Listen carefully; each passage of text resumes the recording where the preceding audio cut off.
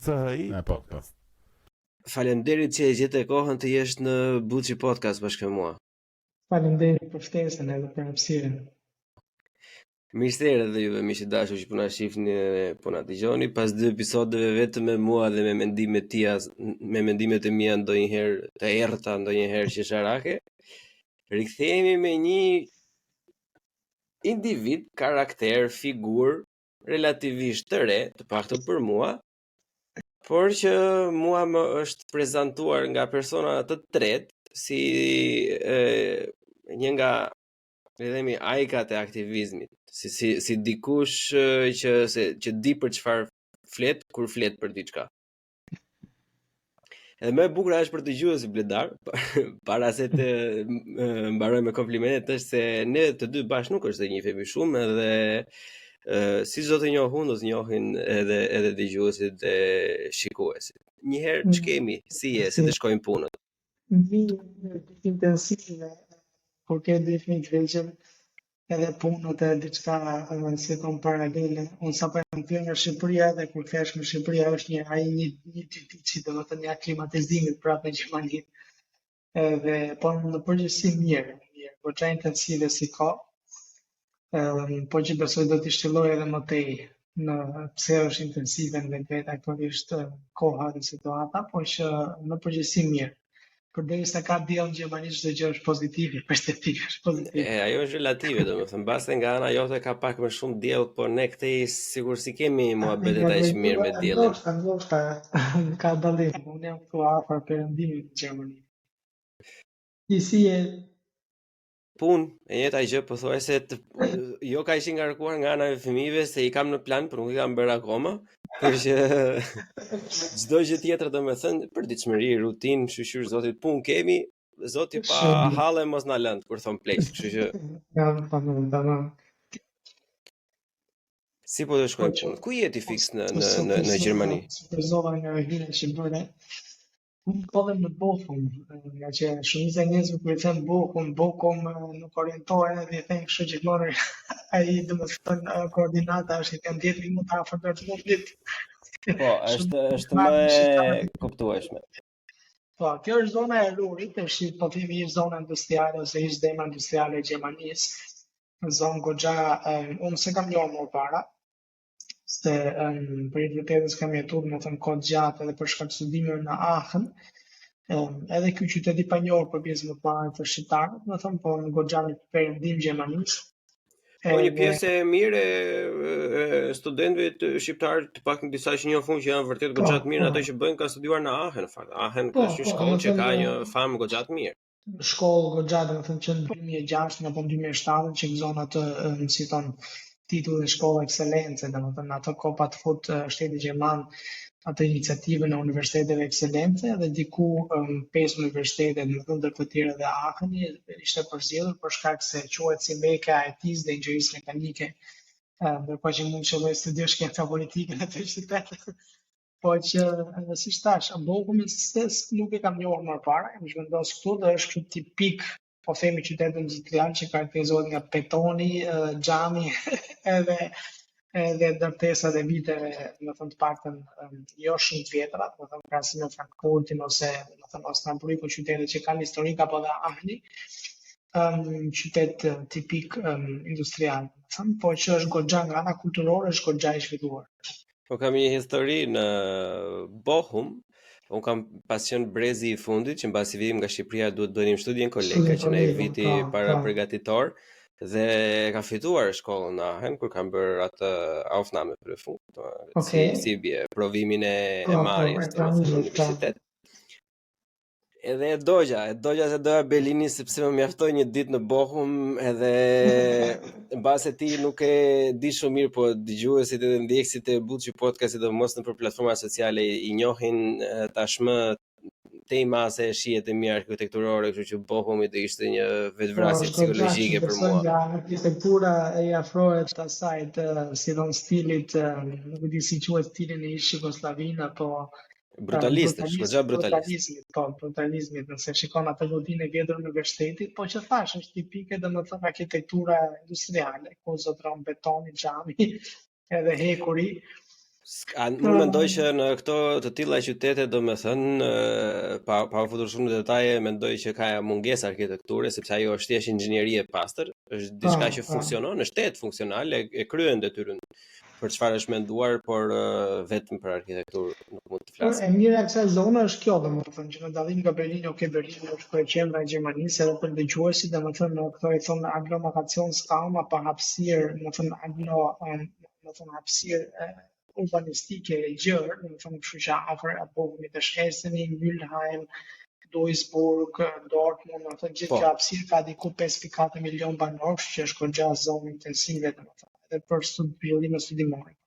Po për atë nuk krahasohet, se Berlini mund të jetë bledar, por Berlini është goxha izoluar vetë, kështu që jam më afër të 3 orë larg. Kam kalu kohë, domethënë, për shkak se u bëra tash 21 vite në Gjermani.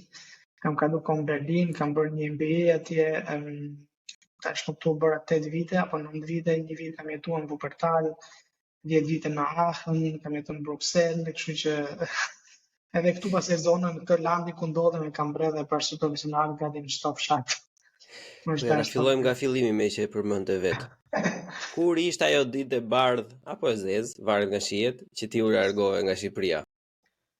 Thjesht është shpreha, mbaj mend si sot. Në fakt e mbaj mend shumë mirë datën, 16 janar 2003 kam marrë në Gjermani. Është interesante se unë kam bërë në Shqipëri gjimnazion gjuhëve të huaja për deri në gjermanisht. Edhe mund të kem qenë nga brezi i parë, po themi, ose brezat e hershëm, se Gjermania së kohë nuk ishte kështu mainstream ose e modës që të vijë, domethënë pjesa më e madhe e brezit tim vendosi të shkojnë në studion në Itali, përfshirë dhe vllajin tim biljard, domethënë edhe gati gjithë shoqëria ime, ndërkohë që unë dhe një pjesë më e madhe, po themi, ish nxënësve ose gjimnazit, miqve, shokëve, vendosin të studiojnë në Gjermani, po që siç e përmendët ti asaj kohe, do duhet bëj edhe këtë studion kolegun, edhe provime e pranimit e me radhë, edhe mbaj mend që patëm apliku, domethënë asaj kohe nuk ishte as, domethënë ky 3 mujoshi, duhet aplikoj për vizë, provimi si asnjë 3 muaj, edhe na vjen diku nga dhjetori ajo ftesa për provimin, ndërkohë që pastaj do të presim ja 3 muaj, që dalë viza, provimi ishte në janar. Edhe kemi qenë, domethënë, kështu dini më radhë, kështu çdo vit ambasada që na jepin lejnë derisa na priti konsulli atëherë, që se edhe pak kishim avantazhin që vitim nga shkolla e gjuhëve të huaja, domethënë tega gjermanistës, kishin pak më avantazh si don pranë ambasadës, edhe ka qenë aventurë, se na dhanë kështu vizë 1 mujore që të shkonin të bënin provimin, pastaj do riktheheni dhe të jeni të normale në 3 mujoshën. Edhe mbaj mend se kur kam ardhur ka qenë dhe një dimër që unë e mbaj mend 21 vite, kur vjen nga Shqipëria, domethënë si e përbashkëm, edhe unë nga Durrësi, domethënë që s'kisha parë një por si jetën time, edhe ato vit ka bërë një dimër gjatë, domethënë edhe goxha tepër, dhe një verë të gjatë, domethënë pak më shumë i gjashtë pasi siç e njohim në Shqipëri. Kështu që në 2003 kam marrë për studime, kam bërë si fillim këtë të famshëm studion kolegun, pastaj nisa studimin ato që quhet business administration apo administrim biznesi, më pas në economics edhe shkenca politike, pastaj kam bërë një master poshtë në Aachen në studime europiane, më pas ka filluar ato që quhet karriera e punës, dhe më pas në 2016 vendosa të bëj një MBA në Public Affairs edhe leadership në Berlin. Ka qenë, më thënë, duke qenë se është MBA, ka qenë diçka, do të thënë që bëj paralel me profesionale, goxha sfiduese. Edhe po atëherë isha në beqar, kështu që kur beqar s'ka gjithasë. Hajde mos u qaj tani. Prioritetet janë kështu gjithmonë, është prioritetet ndryshojnë. Bledar, zgjedhja për të ardhur në Gjermani ishte e kushtëzuar nga shkolla që bëre, apo ishte diçka që e kishte menduar edhe më përpara ose kishte dëshirë? Po.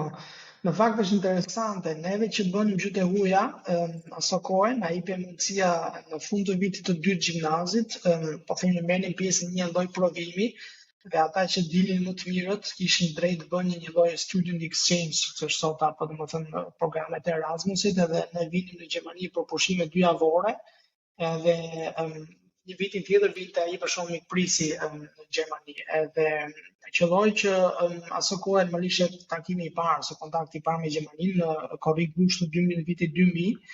Dhe aso kohë pastaj vendosa, thash, ok, unë do i ndjek studimet në Gjermani dhe aso kohë më thënë pak a shumë ishte vendim ndoshta instinktivisht, po edhe pak nga fakti që më thënë pjesa më e madhe shkonin në Itali, gjermanishtja ishte diçka, më thënë, e huaj, diçka jo, po themi mainstream, dhe gjua patjetër që të jepte avantazhin, kështu që nuk më është dashur bëj kurs gjuhë këto, domethënë në fund të gjimnazit pastaj ne kishim drejt bënin, nuk ekziston më si diplomë, tash është fut ky sistemi C1, C2 aso kohë ishte gosë shkak diplomë, domethënë diploma e lartë ose e madhe gjuhës gjermane. Dhe nëse atë e bëje, po themi, ose zotroje, nuk ishe nevojë as tipje kursin e gjuhës, po themi, ose ndiqje gjuhën pra shtutin kolegut. Kështu në kolegë ka qenë për mua kështu praktikisht në gjimnaz, fundi e kohë, thjesht më shumë detyrimi që po themi diploma e maturës të njihej, edhe kjo ka qenë pak a shumë e nisma. Pastaj normalisht këtu kam, domethënë mbaj mend ne kemi qenë në një avion 19 veta nga klasa ime e gjimnazit, që qenë shpërndar trena A, një në Bond apo dy në Bond. Disa ministër kanë qenë ato 5 studin kolegjet me enervit, domethënë do shpërndame, dhe një pjesë e madhe janë sot e kësaj dite edhe këtu, domethënë në familjet, një pjesë janë kthyer në Shqipëri apo janë edhe zhvendosur në vende të tjera të botës, kështu që ka qenë goxha interesante. Dhe mbaj mend se ne patëm nisë universitetin për 2-3 muaj, edhe një nga ato docentët më pas erdhi edhe ai në Aachen bëri masterin. Edhe them pasi i këtu zbras klasë, 50 veta në krah, 50 veta i kanë 19 veta, domethënë zbras klasa gjermanistikës si quhet aso kohë. Edhe po goxha interesante. Dhe besoj normalisht se ti pyetje ka qenë ditë e zezë, ditë e bardhë. Në retrospektiv, goxha besoj që qëndrimi këtu ka qenë shkollë jetën vetvete. Besoj që sfidat sot janë më të ndryshme, si thënë, po të krahasosh dikur ka pas shumë sfida, qoftë sfida nga ana administrative, të vendosur këtu nuk ka pas organizata shqiptare studentore, të cilat janë krijuar më parë, ato kontakte. Unë kam pas vetëm 2 shoqe të mia që kanë qenë, domethënë, 6 muaj para meje, domethënë ato ishin nga dega e Anglisës, po kishin vendosur të vinin në Gjermani, për ndryshe nuk njihja fare shqiptar. Ne ishim kështu si alien tek të huaj. Predar, ti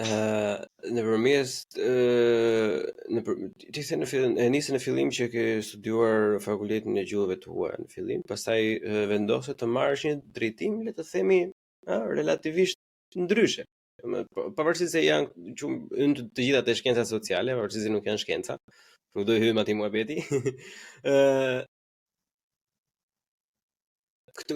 Dua të ndalem te kjo pjesa, domethënë se si ti e ke bërë zgjedhjen për të vetmi fakt sepse një pjesë e mirë e gjuhësve që janë akoma në shkollë, për shembull, që nuk janë pak, janë pothuajse 20% gjithmonë dërgojnë një DM, kështu që nuk e di çfarë të bëj, domethënë edhe kanë akoma atë shablloni që jepet, po je i mirë në vizatim do bëhesh inxhinier, po je ose arkitekt, e kupton, po je i mirë në matematik do bëhesh kështu, po je i mirë biologji do bëhesh mjek etj. Ti nga ajo që kishe nisur si arriti domethënë që të gjesh diçka tjetër që të përshtatej me ty, apo ishte thjesht diçka kështu që ndodhi? Jo, as pak, domethënë ka qenë hapi menduar. Unë gjithmonë kam pas qef lëndët sociale në përgjithësi, që në gjimnaz, po themi filozofin, madje mbaj mend që në gjuhët e huaja për shembull degët sociale kanë qenë, ose letërsia, domethënë kanë qenë më të zgjatra nga vetë në krahasim me gjimnazin normal, nëse lëndët për shumë eksakte në gjimnazit gjuhëve të huaja, kimia, matematika, fizika ishin vetëm 2 vite, vitin e parë, vitin e dytë, letërsia, gjuha shqipe ishin nga viti i parë deri në vitin e katërt, ndërkohë që në disa gjimnaze për shembull nuk ekzistonte fare lënda e gjuhës shqipe. Kështu që i kam kushtuar goxha rëndësi lëndëve sociale, dhe më pas patjetër edhe kam qenë gjithmonë ndjekës, po themi, filozofisë edhe filozofisë politike, po nga ana tjetër dhe i shkrimeve politike që në moshë të re. Edhe kjo ka nxit atë interesin që ta vazhdoj më tej. Normalisht që, si thënë, në fillim nuk është se, si thënë, gjermanishtja është edhe pak gjuhë e vështirë, pavarësisht se unë zotroja gjermanishten, kishte një lloj pasigurie ta vazhdoj apo jo, si thënë, degën e shkenca politike, kështu që në fillim edhe i rritur një biznes familjar, më thënë vendosa të ndjek këtë degën e administrim biznesit,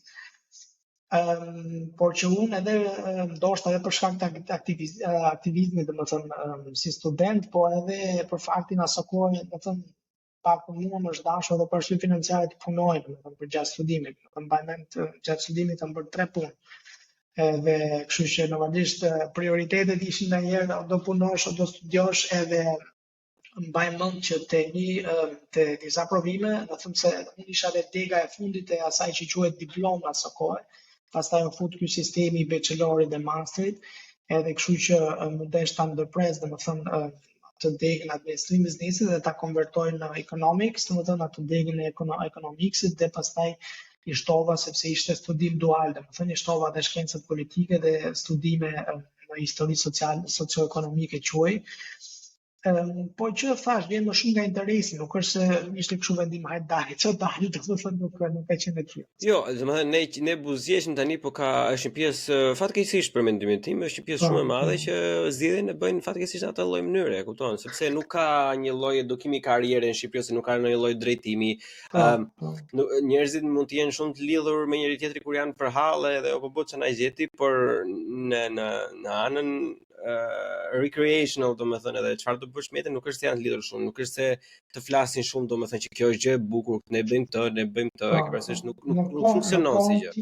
Në kohën time edhe në Shqipëri, nëse i kthem pas, nuk është se njihe për shumë me informati të bërit internship apo domethënë një lloj stazhi, nuk para njihe, kështu që unë do të sugjeroj të gjithë të rinjve nëse janë pasigurt në këtë vendimin e zgjedhjes studimin, ndoshta bëjnë një stazh në sektorin publik, në sektorin privat, të shikojnë, sepse si mundet edhe të ndjekësh një deg studimi, po e shikon për shembull që ajo deg studimi në fund ditës edhe pasi ke një diplomë nuk thysh shumë fund, ndoshta ato njohuri mund të jenë abstrakte, kështu që gjithmonë unë kam vlerësuar shumë kur kam marrë në Gjermani faktin që për shembull këto e kanë mundësinë të bëjnë atë që quhet vocational training apo Ausbildung, domethënë tipi trajnimi profesional që është domethënë i lidhur dhe me diçka shumë praktike, po nga ana tjetër vetë qenurit në punë. Edhe një pjesë e madhe madje studentëve që kam njohur dikur bënin këtë 3 vjeçarin profesional dhe më pastaj ndiqnin rrugën e studimit. Dhe gjatë asaj kohe pastaj faktin që edhe punonin edhe studionin, edhe mund të dallonin pak cilat njohuri i hyn ose për shembull i pëlqen ky vendim apo jo, dhe përpos kësaj, asaj kohe ka qenë dhe ky viti social që quhet, për shembull të rinjve i ofrohej për shembull ose të bënin, si thon, shërbimin ushtarak ose të bënin të ndiqnin një vit social, edhe i angazhim, domethënë quhen angazhim profesional, kështu që janë 2-3 modele që janë goxha interesante për të rinj 17-18 vjeçar, edhe për të pasur një lloj, si thon, pavarësie financiare, po nga ana tjetër edhe për të qenë më të sigurt në hapin që hedhin. Po ja, dhe 2 gjëra që duhen patjetër Shqipërisë që janë rimëkëmbja e shkollave profesionale dhe rikthimi i detyrimit ushtarak, domethënë, ose në rast se nuk kanë dëshirë me punë vullnetare, se thanë unë mendoj që këto janë një nga gjërat që do të ndryshojë shumë realitetin shqiptar.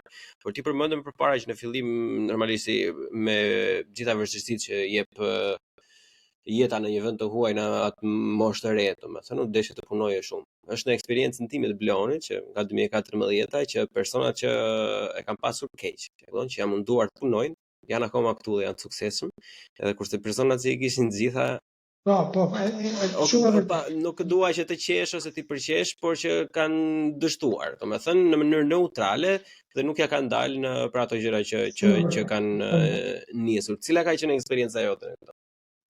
Jo, mund ta ndaj njëjtën eksperiencë me ty, madje më vjen mend për shembull një kam ishte të mirë, që i cili ishte me ne, domethënë në të njëjtën klasë në gjimnaz, domethënë edhe ai normalisht supozohej ose nisi nga premiset do ta zotronte gjermanisht, njëri me ne, nuk i kaloi gjuhën dhe u kthye, ka pasur edhe të tillë siç e përmendë ti, domethënë që kanë studiuar, po nuk është se domethënë edhe për fatin e tyre të mirë e kanë pasur armë financiare, po nga ana tjetër ndoshta kjo i pengonte për shembull që vetë bënin diçka paralelisht, qoftë edhe një punë vullnetare, qoftë edhe një punë me pagesë. Unë çka kam vënë re këtu, domethënë qoftë për gjatë kohës kur kam qenë student, domethënë që angazhimi vullnetar mua personalisht më ka shumë, domethënë edhe më ka ndihmuar në gjithë rrugën profesionale. po dhe gjatë studimit, dhe nga ana tjetër kjo vlerësohet shumë, domethënë nga punët si Gjerman. Fakti për shembull që ti mund të jesh i angazhuar vullnetarisht tregon që merr përgjegjësi, kontribon në shoqëri, edhe po flasim për shoqëri që këtu diku gati 17% e shoqërisë është angazhuar vullnetarisht në tema të caktuara, domethënë, kurse nuk ka Gjerman që mos jetë regjistruar pasi një shoqat si antar vullnetar apo domethënë qoftë shoqat muzike, futbolli, arti e gjitha me radhë. Por unë banoj këtu siç e përmenda, është një zonë që në qytetin, një zonë shumë kulturore dhe këtu ku po jam tani këtë si do po bashkëbisedojmë bashkë një co-working space dhe është domethënë komplet ndërtesa, është ish fabrik, po që funksionon vetëm në bazë të angazhimit vullnetar shoqatave dhe banorëve që si do mjektojnë këtu në lagjen tonë. Është hapësirë për start-upe, për si thon shoqata të cilët nuk i kanë hapësirë financiare, kështu që në këtë kontekst eksperiencën time si student më parë më ka ndihmuar shumë. Edhe jam munduar pastaj ta përcjell këtë ndjesi tek shqiptarët. Mbaj mend kur 2007 ne kemi themeluar në shoqatën e parë studentëve shqiptarë në Afër, e cila ekziston edhe kësaj dite. Edhe aso kohë gjendeshin me gishta e studentët shqiptarë. Dhe më pas pati goxha e honë, sepse duam të orientojmë studentët që vinin me këto, si tonë orientimin nga studimit, hapat e parë, hapat e kontu, zjetë e banesës, gjitha me radhë, po një pjesë e madhe për shembull që ndoshta edhe kishin si në kushtet financiare të mira, edhe nëse i ftohej për shembull që ja kontribuo, nuk e kishin të si kulturë. Dhe si thash, fatkeqësisht pastaj kjo reflektua më vonë në karrierë profesionale. Pse? Pse ti ishte ai që themelove këtë? Çfarë të shtyn ty si njeri, se po bëjmë muhabet si tamam se në tavolin. Çfarë të shtyn ty si njeri që të thuash ti unë për të studiuar kam, hallë kam, punë kam, ti shtoj edhe një hall tjetër vetes të hap një organizatë vullnetare? Është e drejtë, më thëmë, po kur unë kam në Gjermani, mbaj në një godin të këtyre si të zyrës qendrore që menaxhonte konviktet, ishte kjo shoqata, më thëmë, ose organizata që ndodhet pak a shumë në çdo universitet, shoqata e profesuesve, domethënë ose organizata e profesuesve studentorë që profesionte te universiteti në gjitha me radhë. Edhe aty ishte një moto von studenten für studenten, nga studentët për studentët. Edhe është diçka shumë interesante, se domethënë vetvete ndihma vjen nga studentët, po i rikthehet dhe studenta më rikthehet dhe mua në vetvete. Është diçka si më thënë një lloj qarku dhe një lloj cikli. Ne si shoqëri, pak nuk e di sa e ke përjetuar ti komunizmin, domethënë unë ende kam kujtesë, pavarësisht se domethënë nuk kam përjetuar shumë, po duke qenë viti 1983, i kam ende të freskëta për shembull ato ditët e shtunat të diela, si thon të vullnetarizmit me detyrë, me detyrim, që kishte, si më thon, populli nga i pari i komunës apo i lagjes, domethënë i partisë që duhet pastroje lagjen e gjitha me radhë, diçka që në vetvete mund të ishte pozitive, po ishte detyruar. Dhe besoj kjo ka reflektuar pak edhe të ndjesi negative të shqiptarëve ndaj angazhimit vullnetar, apo dhe gjithmonë të lidhur ndoshta me atë pyetjen, po ti çfarë fiton? Ose çfarë përfiton ti nga kjo gjëja? Po pikërisht sepse kjo është pyetja më e përdorur dhe më e rëndësishme për shqiptarët, përgjithësi, po flasim në mënyrë klishe. Po, ndërkohë që edhe po themi shumë mund ta përshkruaj në mënyrë shumë plastike dhe për vetveten time mbaj mend kur ne kemi themeluar shoqatën, në Gjermani për shembull ka shumë hapësira, domethënë edhe për organizata studentore, fonde që ti mund t'i përdorë për shembull në universiteti për evente të ndryshme, evente kulturore, kurse trajnime, kishte bursa për studentët, por që normalisht si individ nuk ke mundësi ta marrësh informacionin, ndërkohë që si organizat për shembull duke qenë pjesë e paneleve, duke qenë pjesë si thonë e rrjeteve, të vinte informacione dhe këtë pastaj mund ta përcjellet te studentët. Dhe mbaj mend një thirrje, mbaj mend shumë mirë domethënë, se unë punoja propos si themeluese dhe tu si shoqata studentëve shqiptar. Kjo më pa dhënë mundësinë që edhe të rritëzohesh aty dhe në universitet isha përfaqësuesi i gjithë organizatave studentore të huaja, domethënë ato në një godin kishin një zyrë caktuar ku pastaj menaxhoja oraret e pritjes së këtyre organizatave dhe normalisht aty kalonin pastaj edhe shumë informacione dhe mbaj mend aty koordinatori në gjithë godinës thotë që është kjo thirrje për shkak nga Landi këtu për bursë një veçare për studentët, por nuk ka pjesëmarrjes, domethënë, kështu që të lutem për cilë dhe ishte bursë pa aso kohë për studentët, diku 800 euro në muaj, domethënë për një vit. Normalisht që kishte kushte tjera, që ti ke shkaluar provimet gjithë në radhë, por nuk ishte dhe ishte dedikuar vetëm për studentët e huaj. Dhe unë mbaj mend një mikun tim në shqiptar, që gjithmonë pjesë më të madhe të kohës pas studimit e kalon në bibliotekë, takoj në bibliotekë i them shiko se kjo është kjo thirrje, po unë nuk kam ende domethënë kandidat, kështu që aplikova, nuk gjatë as 10 ditë domethënë që ai aplikoi edhe mbaj mend që ka thënë unë vetë të njoh e një të organizatën po ndjet tut që s'jam angazhuar kurrë ndërkohë që ti thjesht kështu takove, edhe më dhe këtë informacion dhe e fitoi si bursë. Dhe mbaj mend që kjo e nxiti ato pastaj që ai të angazhohet, se do angazhoj goxha edhe në organizatë, edhe vetvete pastaj më pas kur më thën kaloi në si thon karrierë profesionale që të ndihmonte në shqiptarë të tjerë. Kështu që thash, besoj që është diçka që është kontribut për vetë kontribut, po jo vetëm, domethënë është edhe shkollë për jetën, besoj. Vetvete dhe kjo më ka nxitur gjithmonë jo vetëm në nivel si thon personal, por edhe profesional. Po dalim pak tek se ishte një fillim i bukur kjo për ato që çfarë diskutojmë në thelb sot së bashku. Ne jemi njohur për shkak ose tek organizata Diaspora për Shqipërinë e Lirë. Mu prezantohet si një ndër personat e parë, edhe normalisht un kam provuar të bëj shumë gjëra vetë. Gjëra të tilla, siç ti ke dalë me sukses, unë nuk e kam dalë. Unë e kam vuajtur, jo vetëm unë, se nuk është se po bëj viktime për vete, po pjesa më e mirë e shqiptarëve kanë vuajtur mungesën e organizatave këtu në Berlin, të paktën mund të kenë qenë përpara, thjesht nuk kanë qenë aktive në kohë kur kemi qenë ne. Bile na vinte dhe inat, që si ka unë cilla, këto vija Kazakistani, nga Rusie, të gjithë e din ku ven, nga India, nga Kina, të gjithë e din ku ven, me këtë do flasin, çfarë informacioni do marrin, etj. Domethënë kurse ne nuk kemi asnjë lloj individi, jo më organizate, domethënë që të marri përsipër diçka të tillë që është sublime, në fakt se nuk është se ai personi ose ai organizata do marrë diçka nga kjo. Si nisi ideja e diasporës për Shqipërinë e Lirë, nga këndvështrimi jonë gjithmonë? Në fakt, edhe kjo që përmenda më parë, kjo eksperjenca studentore, më pas unë kam themeluar të organizata tjera pas studimit, dhe më thonë organizata profesionale, për shumë këtu në landin ku jam, ose kam qenë në një nismëtari, po qëlloj korona për shumë një organizate që ishte perceptuar se konceptuar si saloni, më thonë një salon që mbledh profesionistët pas një lloj qëllimi, thjesht një lloj networking salon, në mënyrë që pastaj nga shkëmbimi i networking të lindin ide bashkëpunimi midis shqiptarëve, kryesisht edhe gjithmonë me qëllimin që të kontribuohet në vendin e origjinës. Më pas edhe korona dhe besoj si çdo shqiptar, domethënë ne ndjekim zhvillimin në lindje dhe është ajo Barsaleta, si thon ku takohet marrë Hoxha me Fadil Hasan dhe thonë sot nuk do flasim për politikë edhe mas 15 përndryshe kush flet i parë për politikë të paguaj takolinën edhe mas i kanë pyet një tjetrin si kalon mirë nga familja mirë, kanë bërë gjithë muhabete, thonë sa kushton tavolina kaq, okay. Politikë.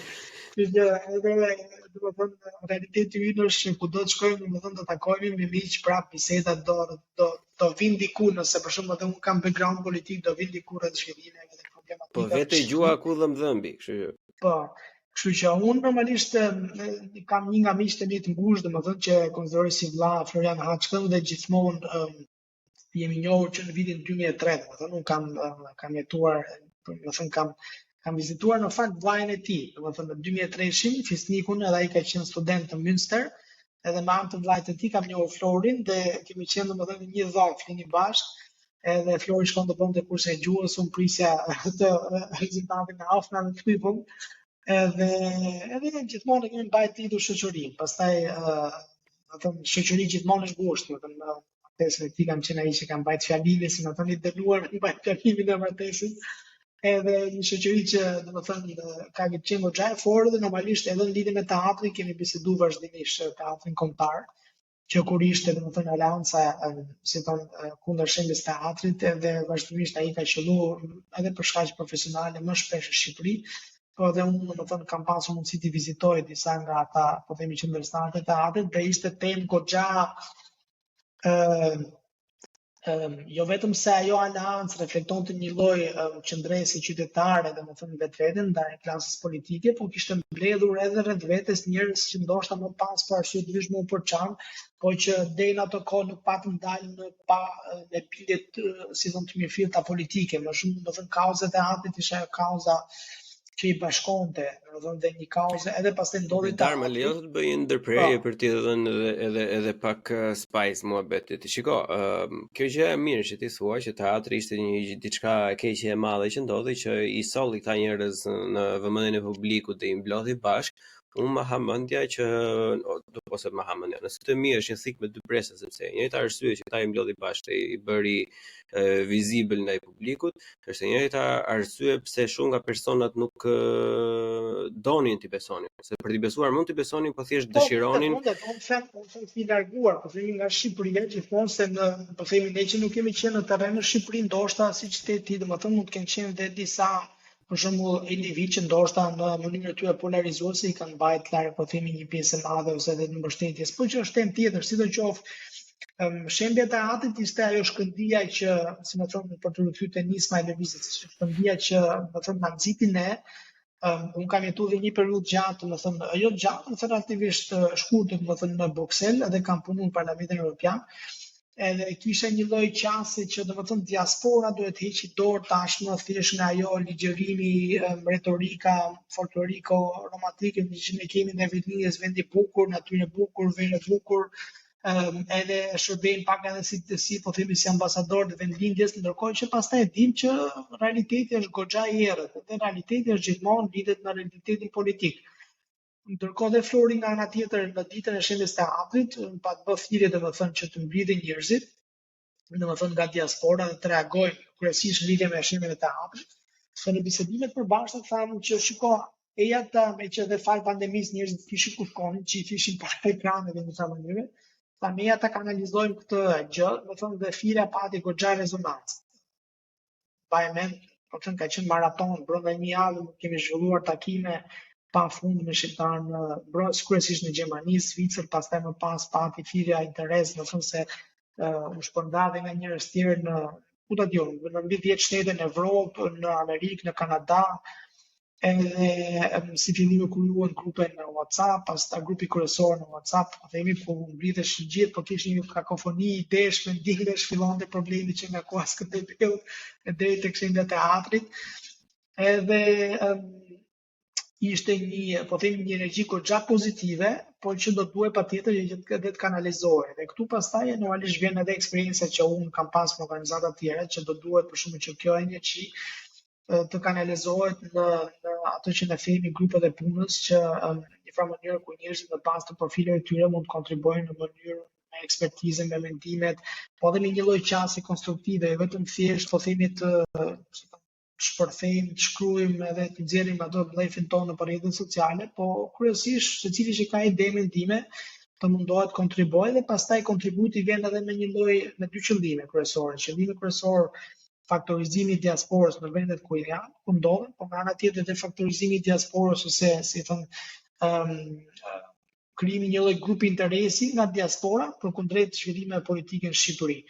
Unë në temën e MBA-t në 2016 që kam bërë MBA në Berlin, thënë Dega Public Affairs merret shumë domethënë çështjet e grupeve interesi, lobbying, edhe influencimi si thoni procesit politik në vetvete, procesi legjislativ, edhe kjo më ka dhënë ide të qarta për shembull se si duhet të influencohet edhe realiteti politik në Shqipëri, jo thjesht me aktivizëm, po edhe me një aktivizëm të përqendruar, që do të thotë për shembull të ndjekësh ato që si thon ti të evidentosh si fillim aktorët kryesorë që kanë bërë me temën tënde, dhe pastaj të mundohesh ti të rreqesh domethënë vëmendjen ose edhe vëmendjen e opinionit publik, kështu që aso kohë për të arritur një farë lloji qartësie, profesioni yt eksakt ose le të themi gjëja çfarë ti bën tani me të cilën ti mundson jetesën tënde, çfarë është eksaktësisht?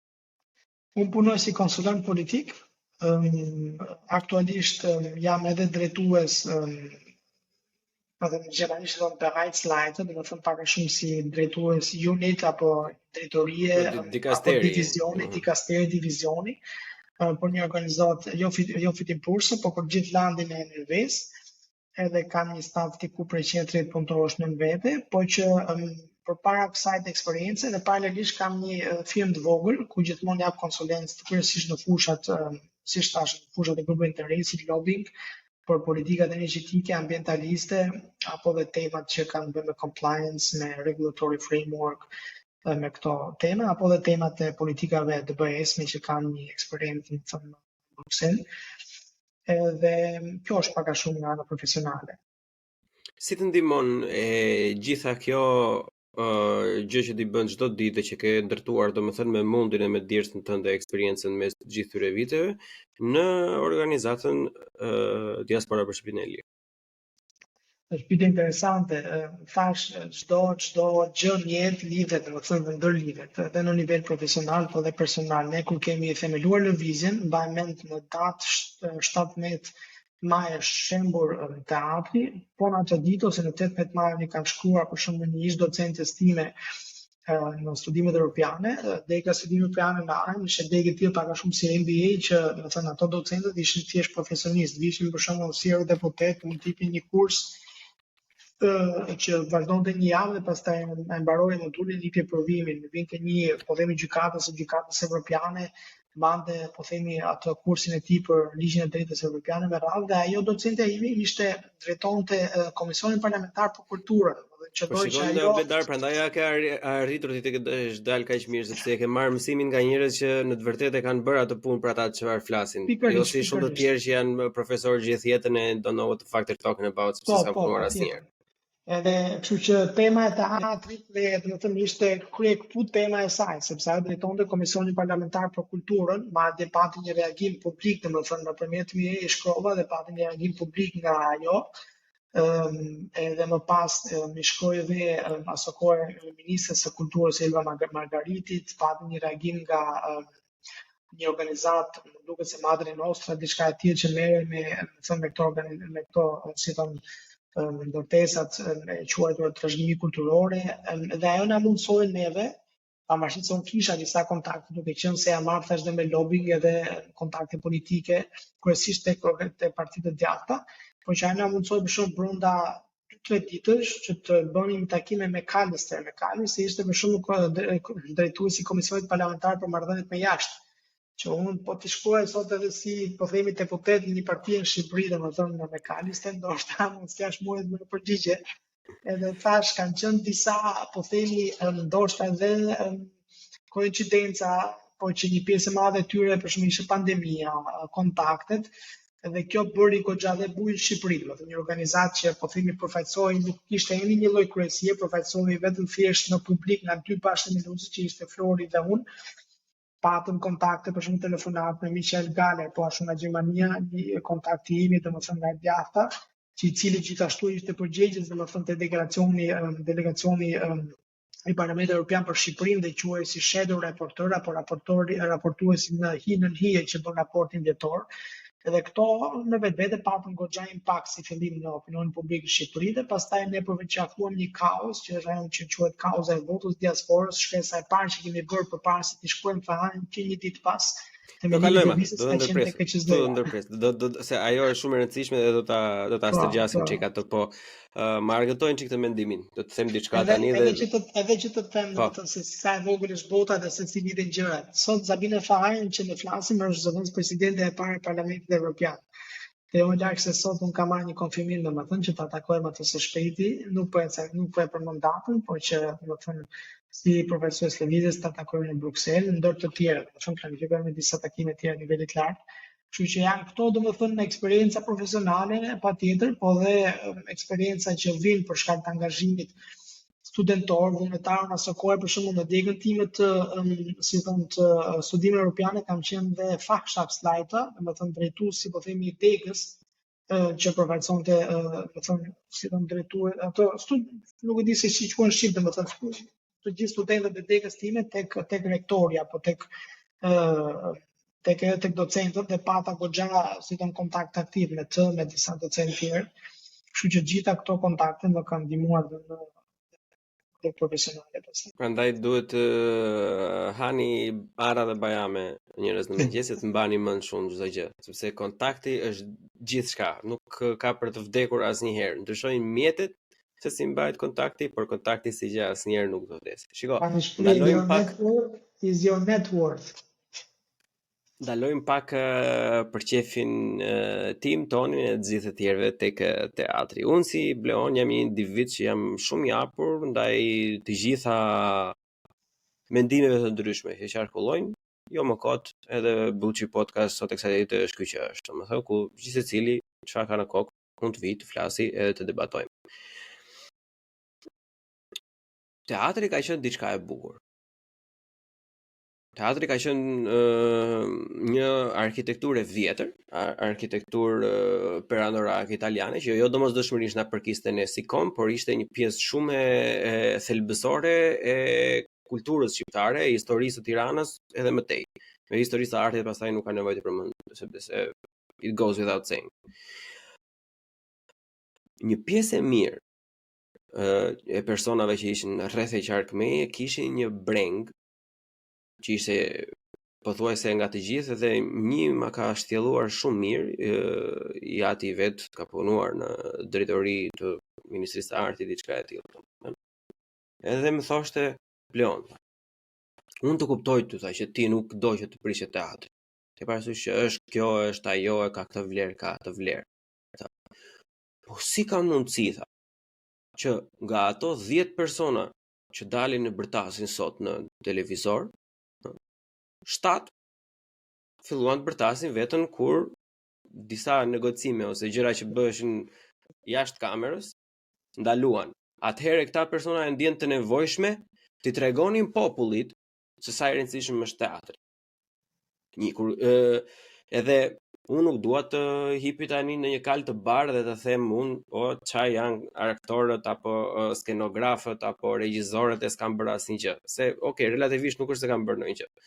Por ajo çfarë dua të them unë është për një popull që është relativisht i pa informuar dhe i pa edukuar në lidhje me kulturën dhe rëndësinë që ka teatri për një qark apo qytet apo edhe më tej, është shumë surreale dhe është shumë gjakftoht nga ana jon ose nga ana e X grupimi, të thoj juve që nuk keni qenë asnjëherë në jetën tuaj në teatr, çohuni tani të shpëtojmë teatrin.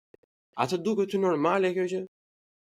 Shikoni, kuptoj si mendim, edhe besoj që nuk është edhe e parë, ne kam ndjekur dhe më parë dhe më thënë ka diçka të vërtetë në të, si shteti, domethënë që domethënë është tja shpreha për shembull që nëse nuk ka dikush buk të ha, domethënë nuk do mendoj për shembull azejëm për vlerat, për angazhimin politik e gjitha me radhë, për shembull, edhe angazhimi vullnetar që për cilën ne folëm më përpara lidhet pak normalisht edhe me, si më thënë, në nivelin ekonomik të një popullsie.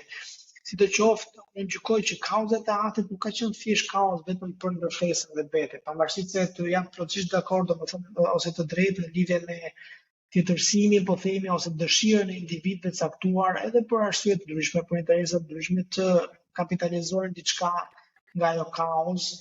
Pastaj njihet për shembull dhe dëshira e partive politike gjithmonë për të pasur kapital politike edhe për të tjetërsuar në vetvete edhe kauzat publike, se ne këtë njohim vetëm për teatrin. Protestat e studentëve, protestat që patin lidhje me vrasin e të riu në Shqipëri për shembull. Protestat lidhje me inflacionin për shembull, ose protestat që filluan për shembull në fillimet e pandemisë edhe pas teatrit. Kështu që një pjesë e madhe e aktorëve politik kanë dëshiruar që ta tjetërsojnë këto ose edhe të marrin kapital politik. Po edhe kjo është legjitime vetvete. Kështu do dalë te kjo pak. Në lidhje me teatrin, shqetësimi im gjithmonë ka qenë problematika e tjetërsimit publikes.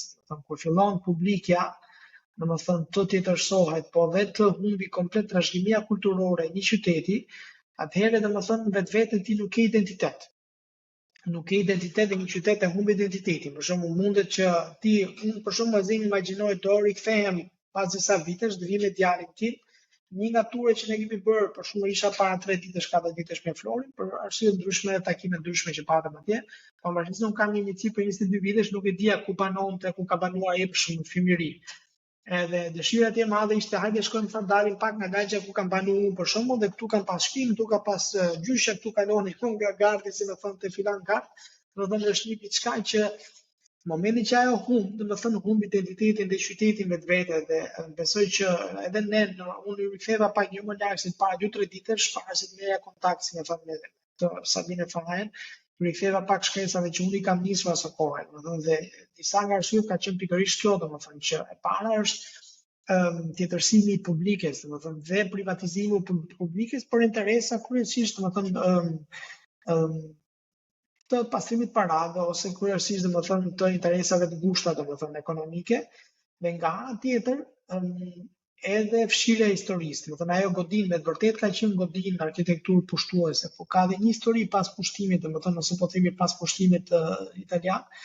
Godinë është aty është bërë domethënë një nga gjyqet publike më të mëdha në komunizmin. Domethënë në vitin 1946 aty ka pas një gjyq publik domethënë për një pjesë të madhe të elitës politike në Shqipëri. Domethënë ka qenë gjyq publik, domethënë nuk e di nëse i ke parë si thon filmimet. Në vitin 1946 aty është dënuar domethënë me vdekje pjesa më e madhe e elitës shqiptare. Ish ministrat, ish ministrat e arsimit, ish drejtues organizatash ndryshme politike, organizatash në radhë, dhe pjesa më e madhe thash elite që kanë studiuar në vendet jashtë Shqipërisë. Nga ana tjetër aty pastaj godina, domethënë është pranë ish ministrisë brendshme, domethënë Ministria e Brendshme është ministria fatkeqe, domethënë që në kohën e komunizmit normalisht një pjesë e madhe e çon torturë. Që ka një lloj historiku vetvete ajo godinë, që nuk është vetëm thjesht domethënë aq e madhe, po themi është kjo histori, sa që është pak vështirë të, si më thon, të minimizohet edhe për shkak të interesave të dikujt që dëshiron të përfitojë nga kjo kaos. Jo, unë po bëj avokat në popullit. Pyetja ime është, domethënë, që si mund të kërkojmë njerëzve kur është e njëjta, të gjitha gjërat lidhen me njëra tjetrën, e kupton?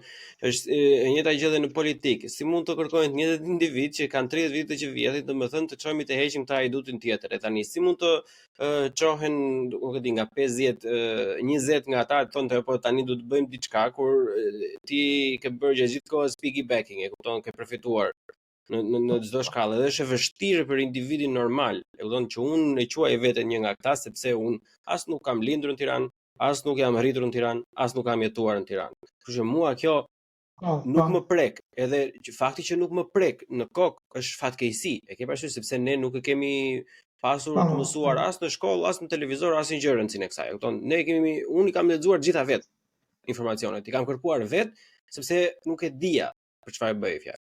Po. Ideja është që, më thënë, thash, ajo vetvete si kaos, teatri, për shembull, nëse e ke ndjekur dhe periudhën pasi ndodhi Tremeti, një pjesë e madhe aty e njerëzve, për shembull, që dërgonin ndihma, përdorën për shumë ato magazinet e teatrit që dërgonin ndihmat për të prekujt nga Tremeti, edhe çfarë ishte ai mlefi, po themi doli ose u ngrit. Unë mbaj mend njerëz që ndoshta kanë qenë shumë pranë partisë pushtet, në Bruksel më telefononin, më thonë si ka mundësi që kjo ndodhi, për shembull, shenjë teatri, dhe jo vetëm shenjë në vetvete një godine, por mënyra pak dinake, domethënë në një anë miratohet një ligj, domethënë një ligj që ndalon shenjën e teatrit, dhe më pas domethënë ti në një farë mënyrë ti pranon mos ekzistojë shteti, domethënë shteti ligjor, ndërkohë kishte një vendim gjykatës kushtetuese. Nga ana tjetër, në mënyrë dinake, çon policët duke shfrytzuar të kohën e pandemisë në ora 4 të mëngjesit, domethënë kjo mbledhje, kjo urgjencë e madhe, ndërkohë që ne sot kësaj dite shikojmë që ende aty s'ka ndodhur asgjë, domethënë, sepse ka interesa goxha të ngushta, goxha edhe okulte, edhe po që thash ishte kjo urgjencë, kjo mënyrë, domethënë nuk e di sa e ke ndjekur në ato kohë dhe median e huaj, media ndërkombëtare pati goxha e honte. Besoj që kjo reflektohet edhe te njerëzit që bashkëngjitë lëvizjes. Si ka mundësi obligar? Si ka mundësi që ka pasur një hond të madhe, domethënë dhe ata prapë bën. Edhe janë aty ku janë sot. Edhe nuk i dridhet çerpiku fare më valla. E kupton, nuk kanë orë asnjë gjë, e kupton. Do ta marr nga ana e dua shumë të thjeshtë, lutem, nga ana pragmatiste. Si ka mund kaq të fortë që janë këta njerëz valla? Shiko, vitin si të qoftë, do ta gjej, do ta, në thënë, zgjidhja politike, se për shembull një pjesë e madhe që na ndjekin thonë, ok, sa ju shërben për shembull me faktorin ndërkombëtar. Faktori ndërkombëtar mund të shërbejë të ofrojë presion ose të sensibilizojë. Edhe ndoshta është i rëndësishëm për shembull për imazhin, për shembull, po kryeministri jon gjithmonë është ai që, si thonë, ka shumë rëndësi, domethënë jep shumë rëndësi imazhit ndërkombëtar. Edhe kështu që në këtë kontekst mund të shërbejë si metodë politike ose presioni, por në vetvete si të ndryshimi gjithmonë për çfarë do lloj kauze, për çfarë do lloj problemi do vi nga shoqëria shqiptare. Brenda apo jashtë saj. Dhe në këtë kontekst, nëse shoqëria shqiptare, siç the për shembull, është edhe për arsye ndryshme, edhe për ato arsye që ti përmende, parafria, mos identifikimi, qenia e largë, gjitha me radhë, ose lodhja një farë mënyre nga po të njëjtat figura, domethënë publike, po të njëjtat kauza, shikon po të njëjtat persona në gjithë kauzat publike, edhe kjo krijon ato efekti një farë mënyre që njerëzit shndrohen pak më fatalist. Është një situatë goxha problematike, do gjykoj, me shumë njerëz që ne kemi takuar dhe kur kemi themeluar lëvizjen, po dhe në vijim gjithmonë si thon përgjigjet ka të një ose nuk ndryshon, ose është më thënë një lloj qase fataliste që bën njeriu shumë pasiv, domethënë e bën njeriu sedentar në vetvete, domethënë e pranon të keqen, ndërkohë që unë gjithmonë kam ndjekur por e bën të egër në një kohë, kupton, sepse nuk shikon asnjë gjë përveç interesit të tij personal direkt, imediat. Ndërkohë që unë gjithmonë kam ndjekur parimin, domethënë që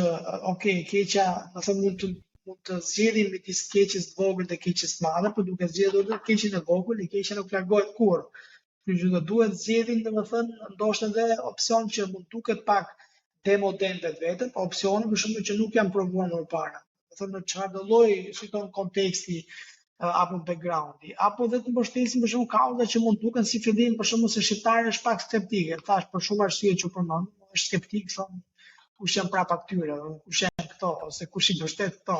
Po mbaj mend kur kemi filluar takimet e para, thoshin, ndërkohë që ne, do thënë, ishin shumë transparent, do thënë çdo gjë komunikonin në Facebook, sot u ndodhen njerëz në Itali për shembull, sot ndodhen njerëz që edhe ftesa ka qenë goxha transparente, njerëzit prezantoheshin, ne prezantoheshin, ne thonim këto dëshirojmë të kryejmë diçka të tillë, por që jemi ende në hapa, nuk kemi edhe ne vetë perceptime, imagjinata se ku mund shkojë, domethënë angazhimi jon, po kush keni financime, kush është pas jush, çfarë bën ne skemi. Domethënë edhe po këto kanë ndodhur me episodin e parë të Buçi podcast me 30 views, toni ka paguar Edi Rama, kur talleshin me Edi Rama thoshin nga paguar Saliu. Ka qenë interesante se me çdo hyrje, domethënë na vinin etiketa, vinte për shembull dikush që kishte bitit majta që njihesh dhe si person publik me të majtën, thonë ky të Ramës. Vini ku ta priti presidenti në takim po i ka fut meta. Dhe janë këto zhvillime që janë normale, po që fatkeqësisht tash është një shoqëri e vogël, një shoqëri që nuk e njeh angazhimin vullnetar. Unë mbaj mend ku kam qenë në NBA në Berlin, kam pas kontakt me një relativisht djalë të ri, cili kishte hyrë në karrierën tonë politike që në moshën 18 vjeçare ishte bërë antar i Kristian Social, do të thënë Unionit Kristian Social në Bayern. Edhe po bisedonin për politikë, ai shërbente si mentor dhe më ofroi të takoja shefin e zyrës së deputetit Shpan. Shpan u bë më vonë ministri i shëndetësisë. Po. Shpanga që ka një lloj ligjërimi pak si thon anti-emigracion, unë reagova kështu, domethënë jo as pak, domethënë nuk më pëlqen si tip, është anti-emigrant, domethënë ligjërimi i tij. Edhe ai thjesht ligjërimi është, po. Po, edhe tha, shiko, është interesante, tha, po unë do të sugjeroja që të përfshihesh në, domethënë nëse dëshiron të ndryshosh gjërat, përfshihesh nga brenda. Dhe ishte një lloj pohimi, një lloj deklarate që më bëri mua dhe vetë të reflektoj dhe për shembull gjithmonë kur dëshiron të ndryshosh diçka, bëu pjesë e diçkaje. Ku po themi se cili e shikon vetveten ose ku zemra e tij anon, për shembull, në filan organizat, qoftë vullnetare, qoftë politike, qoftë civike, rëndësi ka që kontribon diçka, se sa thjesht të shfrytëzosh atë hapësirën, si thonë, rrjetet sociale ku ka tekst pa kontekst. Patjetër, kjo është arsye kryesore pse unë nisa podcastin, domethënë, edhe pse vazhdon këtë format. Përse nuk flas për përputhjen e për Big Brother dhe pse janë nga gjysmore deri në 4 orë, që është më i gjatë, ti e kupton, sepse është edhe shumë e thjeshtë thuash Bledari e ka fajin. Se ai bën këtë. Po mos të ishte ai, unë do isha i mirë. Po është shumë e vështirë nga ana tjetër. Kur e fillon i bën vet, fillon del nga zona e komfortit, i provon të gjitha gjërat, e shikon që çfarë është e thjeshtë, çfarë është e vështirë, atëherë bëhet komplet ndryshimi i madh. Po nice, ato janë dëshirat e gjithë secilit, varet edhe nga periudha e jetës ku ata gjenden. Rikthehemi tek organizata e dashur, tashmë e mirënjohur dhe e famirë diaspora për Shqipërinë e Lirë. Cilat janë rolet që ti, le të themi, mbush ose që bën në brenda organizatës? Në vetveten jemi munduar gjithmonë që si dhe në organizata mos të orientohet tek individet kryesorë.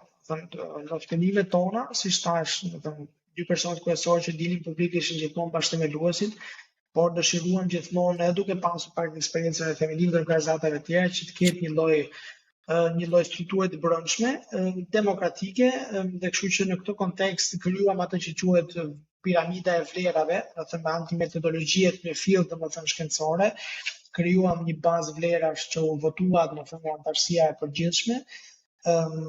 Më pas, domethënë nga këto vlera u përzgjodh një vizion, u përzgjodh misioni i lëvizjes.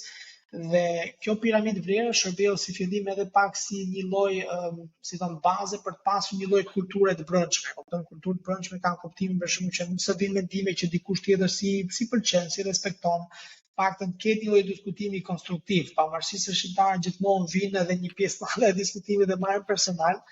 Kjo si fillim ka qenë ajo që është kultura e brendshme dhe unë personalisht e konsideroj këtë, domethënë atë bazën e çdo organizate, sepse është një shprehje e famshme në administrim publik, një gjermani që thot Peter Drucker, që thot strategjia, kultura e ha strategjinë për mëngjes, do të thënë culture eats strategy for breakfast, nëse nuk ke kulturë organizative, mundesh ti të kesh strategji, do bëjmë këtë, do arrijmë këtë, ndërkohë që s'ka kulturë dhe pastaj njerëzit largohen. Çfarë nuk kupton kulturë? Këtë duhet t'ia kishte thënë dikush Galve kur hyri Cezari. Me kulturën kuptoj edhe faktin për shembull se si ne flasim, nuk para flasim me unë, për shembull, shumë rrallë mund të dëgjosh nga persona ose individ lëvizjes, qoftë ato publik apo në grupe pune që ti themi është këtë ose lëvizjen e bëra unë ose unë po bëj këtë. Duke rikthyer edhe pyetjes tënde, çfarë bën ti? Unë zyrtarisht mbart, më thënë, si postin e sekretarit përgjithshëm të lëvizjes, duke qenë se kur organizata u themelua në mënyrë zyrtare me statute, me rregullore, regjistruar në Zvicër, ligji zvicerian detyron të, po themi në dallim nga ligji gjerman, detyron që të kesh tre pozicione që janë kyçe, për shembull, të presidencën ose bashkëpresidencë, sekretari i përgjithshëm dhe arktari.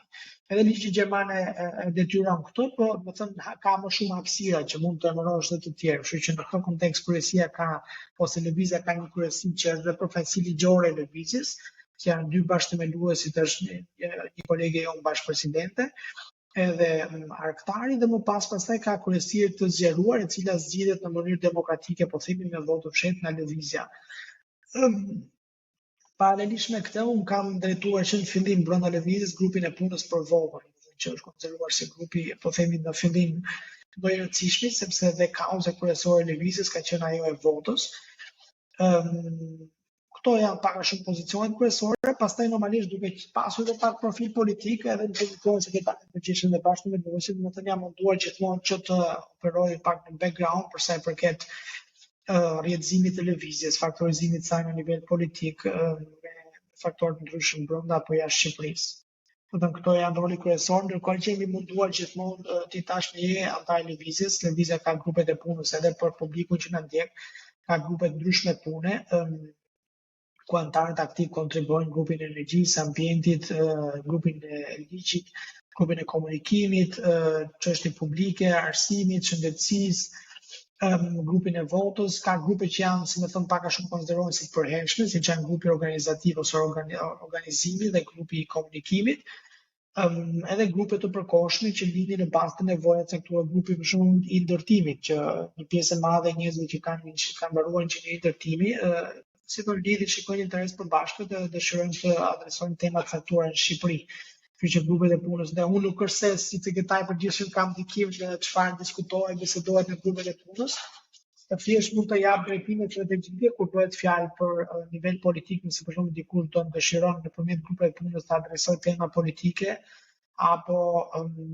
apo dhe komunikimi që pastaj mund të jenë pak, si më thënë, hyn ato që quhen ligjërimi për publik ose politik, aty për shembull mund të kemi edhe ndikimi që bashkë antarët e kryesisë i hedhin të një sy në shkrimi apo marrin vendime pastaj në kryesi. Unë kam vënë, ishte një nga premtimet e mbajtura të Florit, kur më tha hajde blonda se duhesh.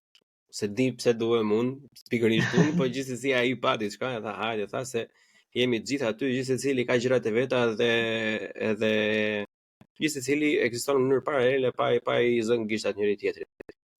Edhe ndryshe nga çdo pritshmëri, dhe këtë e them më hapur edhe nuk më vjen keq fare, sepse un kam qenë le të themi përafërsisht një 7-10 organizata të ndryshme, edhe të gjitha janë e njëjta gjë. Edi Rama. Është gjithmonë dikush që do të mbajë çdo lloj gjëje. E kupton që merr 10 kukulla rreth vetes, domethënë, edhe i do aty thjesht për të thënë që shif se un kam këta, edhe çdo vendim do ta marri vetë. E parasysh? Dhe normalisht unë kam hequr. Me kalimin e kohës gjitha jam larguar nga të gjitha. Po kësaj radhe bëri shumë çuditse, unë kam vënë edhe për tematika të ndryshme, si për ambientalizmin apo tjetrën, domethënë, aty janë persona që thjesht vazhdojnë bëjnë atë që dinë të bëjnë më mirë, as nuk mërziten, as nuk janë agresiv, as nuk zihen me njëri tjetrin. Kjo është shumë e rrallë për shqiptarë, o bledar. Nuk është arritje. Ka pasur edhe lëvizje fazat e veta, domethënë prandaj përmenda kulturën, sepse çdo lëvizje ka një lloj, paktën lëvizja jon ka përjetuar dhe një lloj maturimi në vetvete. Por që gjykoj që të paktën me eksperiencën time, jo për qenë modest, por në lëvizje gjithmonë kemi munduar që të fusim një lloj fryme bashkëpunimi konstruktive dhe të shmangim gjithmonë këtë. Prandaj dhe jemi munduar, për shembull, lëvizja mund të ketë promovuar diku mbi 60 persona publik, domethënë që të dalin në media, në intervista, madje kur na vin intervista, ftesa për intervista, vazhdimisht pyesin, për shembull, unë kam pasur edhe intervista, për shembull, se njihet edhe mediat në Shqipëri, jo të gjitha, për shembull, formatet e medias ose kuftohesh janë serioze, për shembull, ftojnë edhe për interviste që s'kan lidhje fare me profesionin tim ose profilin tim politik, për shembull, apo japësh një koment për kutatiun, çlimin në Gjermani, për shembull, që nuk janë tema politike, unë them vjen keq, por nuk jam ekspert i fushës. Kështu që në këto kontekst, për shembull, gjithmonë jemi munduar dhe për lëvizjen të ftojmë ose të promovojmë njerëz që madje në fillimet tona ka pasur shumë ftesa në media, po të paktën njerëz që kishin dëshirë të dilnin në publik, kishin edhe një lloj ndrojtje, kryesisht edhe gjinia femërore, lidhet pak edhe me ato sindromën xhamati thon sindrom Shlavanda sindrom, domethënë, ose ka një term, term shkencor, një pjesë e madhe e femrave të suksesshme i ndruhen prapë, domethënë, si thon, dalurit në publik, sepse kanë atë gjithmonë frikën e paragjykimit, domethënë, ndërkohë që vetvete pastaj kur kanë dalë kanë qenë shumë sukses në ligjërimin e tyre. Edhe kam këtu në mendje shumë njerëz, domethënë, që na ka shoqëruar, por që siç e përmendë, lëvizja në vetvete ka përjetuar një lloj maturimi dhe ka pasur edhe fazat e saj. Ka pasur njerëz që janë bashkuar, kanë pasur pritshmëri nga lëvizja, ndoshta edhe pritshmëri si shteti, për shembull, të jemi më agresiv, të jemi më të drejtë për drejtë, për shembull, për tema të caktuara, për shembull, kur ndodhej përplasje e madhe brenda opozitës në tetor të 2021-shit, mbaj mend, domethënë që pati përplasjen në godinë e Partisë Demokratike dhe u nda kampi Basha Berisha. Normalisht një pjesë e madhe e lëvizjes kanë qenë, domethënë, ose janë me bindje djathta, po jo gjithmonë, për shembull, ne kemi mbështetur një kah politik, për shembull, si një individ. Edhe ka pasur nga ato që kanë thënë, domethënë kanë ardhur me ç'është reagon lëvizja për këtë ka, domethënë, unë largohem. Kemi thënë, okay, na vjen keq, domethënë, por lëvizja, domethënë, ka një natyrë konstruktive, ne mund reagojmë në atë mënyrë që i bëjmë thirrje njerëzve që të, mos ndahen, por të kontribuojnë, bashkohen për të kryer opozitës, por jo me pas ka politike, dhe në këtë kontekst kemi pasur ulje dhe ngritje. Ajo është papjekuri, pastaj shiko. Po ta them që për shembull ka shumë njerëz që vinë me shumë pritshmëri, ka pas njerëz që pritshmëri për shembull presin terren, hajde të bëjmë këtë, domethënë ndërkohë që kur i thua, okay, të lutem draftoje diçka, që ne mbi këtë draftim të ndërtojmë diçka, të ndërtojmë ose merre ti përsipër si projekt. Aty pastaj si është shprehja Geci Kakaleci. Edhe kështu që besoj edhe për shumë njerëz që na janë bashkëngjitur ka qenë një lloj dhe është një lloj eksperience pozitive. Ndërkohë që lëvizja në vetvete, jo vetëm po themi që kemi kontribuar që kuaj pozitivisht në publike në Shqipëri, po ne kemi krijuar një lloj familje, domethënë, unë njoh njerëz që tashmë i konsideroj miq, i njoh familjarisht, domethënë, kështu që është një lloj kulture e mirë, pavarësisht faktit që ndoshta nuk jam takuar kurrë, domethënë, në mënyrë fizike me ta, siç nuk jam takuar edhe me ty. Kështu që domethënë kjo është edhe vlera e shtuar besoj e kësaj lëvizje. Jetojmë në realitetin ku pavarësisht ashtu që s'donim ne ose juve, se në atë kohë unë nuk isha akoma pjesë, isha pjesë e diçkaje tjetër, e një fushate digjitale. Pavarësisht pritshmërive tona, vota e mërgjimtarve nga mërgata u miratua. Pyetja lind domethënë, juve, mos e mua që më kanë thënë, sepse unë kur kam bërë debat në fundit nuk e di nëse të ka rënë rasti ta dëgjosh me Ariel Apostolin që kishte, le të themi, disa argumente, t'i japim Cezarit që ai takon shumë Cezari, shumë të qëndrueshme, domethënë që ishim në vlerë për të diskutuar dhe për të vrarë mendjen. Edhe gjithmonë kam thënë që okay, unë kam më mirë domethënë merrem me patronazhistët këtu se sa t'ia lënë në dorë një rrethit ngushtë atje që stimulojnë zgjedhje, se unë kështu e quaj, nuk është zgjedhje, është thjesht stimulim. Çfarë ndodh tani? Po tani me vend legjitime. Po tani. Në fakt neve pavarësisht se ajo kornizë ligjore u miratua në kuvend, ne patëm një lloj gëzimi, domethënë gjysmak ose një lloj reagimi, domethënë një pjesë e madhe njerëzve madhe që janë publike, se me një bërës një për Shqipërinë thonin lutëm reagojnë se po i marrin kaucët të tjerë. Ndërkohë që ne nuk e shikonim të prizën, po shikonim që shikon mos po gjallin pritshmëri që pastaj mund t'i zhgënjejmë më shumë për faktin që ndoshta këto po ja kalojnë PQZ-s dhe nuk realizohet. Domethënë ne kemi, për shembull, personalisht e kam ndjek këtë temë që në tetor të 2020-s pra ylezës teknike, domethënë ose grupi teknik në PQZ, si profesues i lëvizjes dhe mbaj mend asë kohë, domethënë që Këshilli Politik në qershor 2020-s ja kaloi PQZ-s dhe thanë do bëhet dhe atë u kryu një ylezë teknike, një profesim goxha dinjitos nga diaspora, por po ne kishim në disa element nga KKD-ja, nga Germin, kontribuam në mënyrë proaktive dhe si përfundim pastaj një draft i parë nuk kaloi as në rregullatore, as nuk pati asnjë mendim në konsultime. As nuk ishte një situatë tjetër politike, por që kam për shembull që hapi tjetër ose shqetësimi tjetër nga ana jonë është gjithmonë nëse PQZ-ja do të arrijë brenda këtij afati kohor deri afërsisht në nëntor të përmbushi, si më thon, 2 draftet ose aktet në ligjore që adresojnë regjistrimin e votuesit, edhe mënyrën e votimit dhe numërimit. Shqetësime pastaj ka pafund, shqetësime nga ana teknike, nga mënyra, nga për lidhje me integritetin e sigurinë e votës, por që janë shqetësime që ne i kemi adresuar, për shembull, dhe ne i njohim shumë mirë sepse në draftin që depozituam në parlament, në draftin tonë, domethënë ishte draft që ne kishim një nga ekspertët më të mirë ligjor, Klodian Radon, i cili ka gati 15 vite eksperiencë, domethënë si konstitucionalist, domethënë një nga, po themi, ato kontribuesit e reformës së drejtësisë dhe e njeh shumë mirë sistemin atje dhe ne depozituam një draft që dhe vetë faktori politik u surprizua, domethënë sepse ishte goxha draft holistik, goxha i përmbajtur dhe adresonte gjitha këto problematika.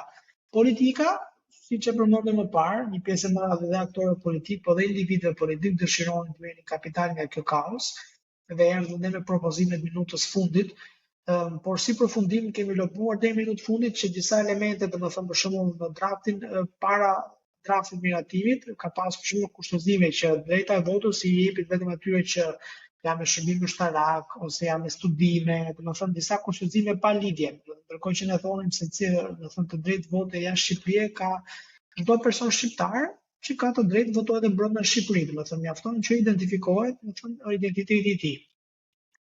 Dhe kjo miratua, kështu që tash për edhe për publikun në aktin e parë normativ pritet të adresohet regjistrimi, domethënë unë si votues shpreh vullnetin tim pra një platformë që KQZ-ja ndërton, që dëshirojnë të votojnë, ngjashëm si në Kosovë, dhe pastaj ekzistojnë dy mundësi të paktën ende në teori, sepse nuk kemi domethënë zgjidhje konkrete, nuk është prezantuar ende për publikun. Mundësia e parë është që unë të printoj domethënë fletën e votimit dhe ta nis me postë ose edhe në mënyrë elektronike. Mënyra e dytë është për shkak që shpreh vullnetin dhe, si më thënë KQZ-ja, më dërgon dokumentacionin postar dhe e nis pastaj me një operator ndërkombëtar postar. Operatori ndërkombëtar ka qenë edhe kjo ide që ne kemi lobuar ose promovuar në mënyrë që të kemi një lloj pavarësie nga posta shqiptare, e cila dihet që është e politizuar dhe sistemi, domethënë se tre nepotizmi. Dhe pastaj pjesa tjetër ose shqetësimi tjetër është numërimi. Ne kur ishim tani në Shqipëri para 3-4 ditësh, patëm fatin, influenza, të takojmë dhe njerëz si përkatësin e sistemit patronazhist dhe na treguan domethënë në detaje dhe për mënyrat se si tjetërsohet vota atje. Kështu që edhe këto shqetësime të paktën ose domethënë gjëra që për ne ishin pak të panjohura, besoj që edhe këto ne do t'i adresojmë në mënyrë eficiente, në mënyrë që mos të ekzistojnë hapësira. Pastaj përgjegjësia patjetër që i mbetet në fund KQZ-s, domethënë ne kontribuojmë në atë mënyrë sa kemi mundësi dhe gjithmonë duke synuar që të kemi dhe mundësisht edhe vëzhgues në terren në momentin që do kemi numërues. Ka ndonjë, le të themi, fushat ose hap më konkret në një lloj projekt, mini projekt, aktivizëm që duhet të bëhet deri në atë zgjedhjet e ardhshme? Patjetër, në momentin që kemi miratimin final, po themi të kornizës ligjore, atëherë lëvizja planifikon një lloj turi gjithë, po themi, në shtetet kryesore, ku ka edhe antar, po ku ka edhe diasporë, në Gjermani, në Itali, në Greqi, një tur që kemi bërë dhe përpara, në Amerikë, në Kanada, qoftë edhe për të treguar pak kontributin lëvizjes, por nga ana tjetër edhe për të sensibilizuar të marrin pjesë në votime. Nga ana tjetër, si që ndjeni, domethënë në tetor ne kemi brenda lëvizjes dhe një asamblet përgjithshme, aty pritet që domethënë antarësisë të prezantohen në disa skenar edhe për të ardhmen në lëvizjes, nëse ne dëshirojmë për shembull të veprojmë ende si organizatë civike, e cila besoj që do të ekzistojë në vijim, apo si forcë politike, apo dëshirojmë të kontribuojmë individuale në forca kryesore në Shqipëri. Dhe pastaj më tej, besoj që në kuadër fushatave do të jetë dhe mënyra që të sensibilizojmë diasporën se si të realisë, se si të regjistrohet, se si domethënë ajo të zhvillohej ose të kryej në mënyrë më optimale ato hapa që janë teknik. Gjashëm ka bërë për shumë sensibilizim dhe organizata Gamin apo dhe organizata tjera në diasporë, më kanë një mik për shumë nga Kosova, në Hamburg, Muhamet Idrizi, i cili edhe ai është domethënë institucion vetvete për sa i përket angazhimit vullnetar dhe edhe ai si individ mbaj mend zgjedhjet e fundit parlamentare në Kosovë, bënte vazhdimisht video domethënë edhe thirrje tek diaspora që të merrnin pjesë dhe tregonte të gjithë hallkat problematikat se si mund të regjistrohen, se si ti vi kodi atë sistemi i Kosovës si kishte me kod, domethënë që vite në telefon dhe duhet ta merrte dikush nga KQZ-ja individin në telefon që ta konfirmonte që filani është për shembull Bleoni. Edhe prapë besoj që atje pati goxha ndikim domethënë vota e diasporës, sepse domethënë një ndryshim minimal që arriti pastaj ose po e fituar në vetëvendosjes. Kështu që shpresa jonë që nëse realizohet kjo pastaj do të jetë tash në anë të informimit të synojmë sa më shumë pjesëmarrje. Për sa i përket anës më tjetër politike, nga domethënë shtabi organizues apo nga le të themi shtabi drejtues i lëvizjes, ka dëshirë ose shtyrje për të zgjeruar ose për të përforcuar në drejtime të tjera paralele? Shiko, lëvizja gjithmonë, duke qenë se ka nxitur në vetvete interese edhe në faktorin politik, Shqipërinë gjithmonë ka pasur gjithmonë oferta dhe kjo nuk është diçka që është për të fshehur, domethënë ne jemi shumë të hapur dhe transparent, ose tentativa nga faktori politik që të tjetërsojë individ apo të përfitojë nga kauza jonë. Ne, duke qenë se pjesa më e madhe jonë janë të realizuar në mënyrë profesionale, nuk është se kemi pasur synimet vetë gjithmonë, hajtë si është shprehja të kapim çat kapim, ose hajtë se po kthehemi në Shqipëri, domethënë edhe po përfitojmë nga një pozicion politik. Madje kemi pasur oferta konkrete për shembull në zgjedhjet e fundit parlamentare në Shqipëri dhe nuk i pranuam. edhe për faktin që nuk kemi pranuar deri sot kësaj dite asnjë donacion privat apo si thon nga institucione, domethënë donatorë ndryshëm, apo dhe si thash faktor politik, thjesht për të krijuar këtë kulturë dhe frymin që përmenda më parë. Edhe për faktin që se gjykoj domethënë që angazhimi vullnetar prapë është një lloj përgjegjësie edhe ndaj jemi që secili bart, qoftë familjar, qoftë ndaj shoqërisë, qoftë ndaj njerëzve, qoftë edhe ndaj njerëzve që të ndjekin, domethënë, kështu që në momentin që si thon heq dorë nga një kaos, apo si më thon e trahton një kaos, do të thon patjetër që mund të kesh një lloj përfitimi personal, por që vetvete pastaj ajo tradhti do të mbetet pak edhe si njohur vetvete ndaj gjithë atij angazhimi dhe të legjitimon të gjithë angazhimin e mëparshëm. Kështu që në këtë kontekst gjithmonë këto kanë qenë arsyet kryesore. Patjetër që ka dëshirë nga individ dhe kjo është legjitime, domethënë që të kontribuojnë dhe më shumë të jenë qoftë në terren, domethënë angazhimi në terren është gjithmonë më pozitiv, më i mirë se sa për shembull duke mos qenë prezant fizikisht, por që kur është angazhim individual, gjithmonë lind pyetja sa ndikim mund të kesh në skenën politike, në sferën politike, por është angazhim që si më thënë, është angazhim i një organizate, e cila ndoshta shndrohet një parti politike dhe ka pritshmëri edhe në këtë drejtim, edhe nga opinioni publik atje, ndoshta mund të avjet një lloj fryme ndryshe. Kur them fryme ndryshe, them edhe në ligjërim publik, por edhe në ofertë politike dhe në narrativ, që njerëzit kenë një lloj shprese, por një shpresë edhe lidhur me gjëra konkrete. Gjëra konkrete them me gjëra të prekshme, jo thjesht në teori, për shembull do bëjmë këtë, do bëjmë atë, por edhe gjëra që mund të jenë vogla, por që janë të prekshme për njerëzit. Por që tash është hap që për neve në vetvete është hap goxha, si më thënë, duket si një mal i madh, sepse një pjesë e madhe e jona janë të realizuar në mënyrë profesionale dhe ka një burim financiar që vjen vetëm nga puna që ne kryejmë, si më thonë, dhe fitojmë bukën e gojës të fëmijëve. Kështu që në familjes, në momentin që dikush do vendosi, dhe kjo është shumë publike, në momentin që dikush do vendosi të hedhë hapin e angazhimit vullnetar, do të jetë besoj goxha sprovë individuale që si fillim domethënë të ketë sigurinë financiare për të angazhuar në mënyrë plot pastaj për lëvizje në terren. Dhe besoj që kjo është sfida kryesore, por pas pasaj sfidës politike që terreni shqiptar politik është goxha i egër.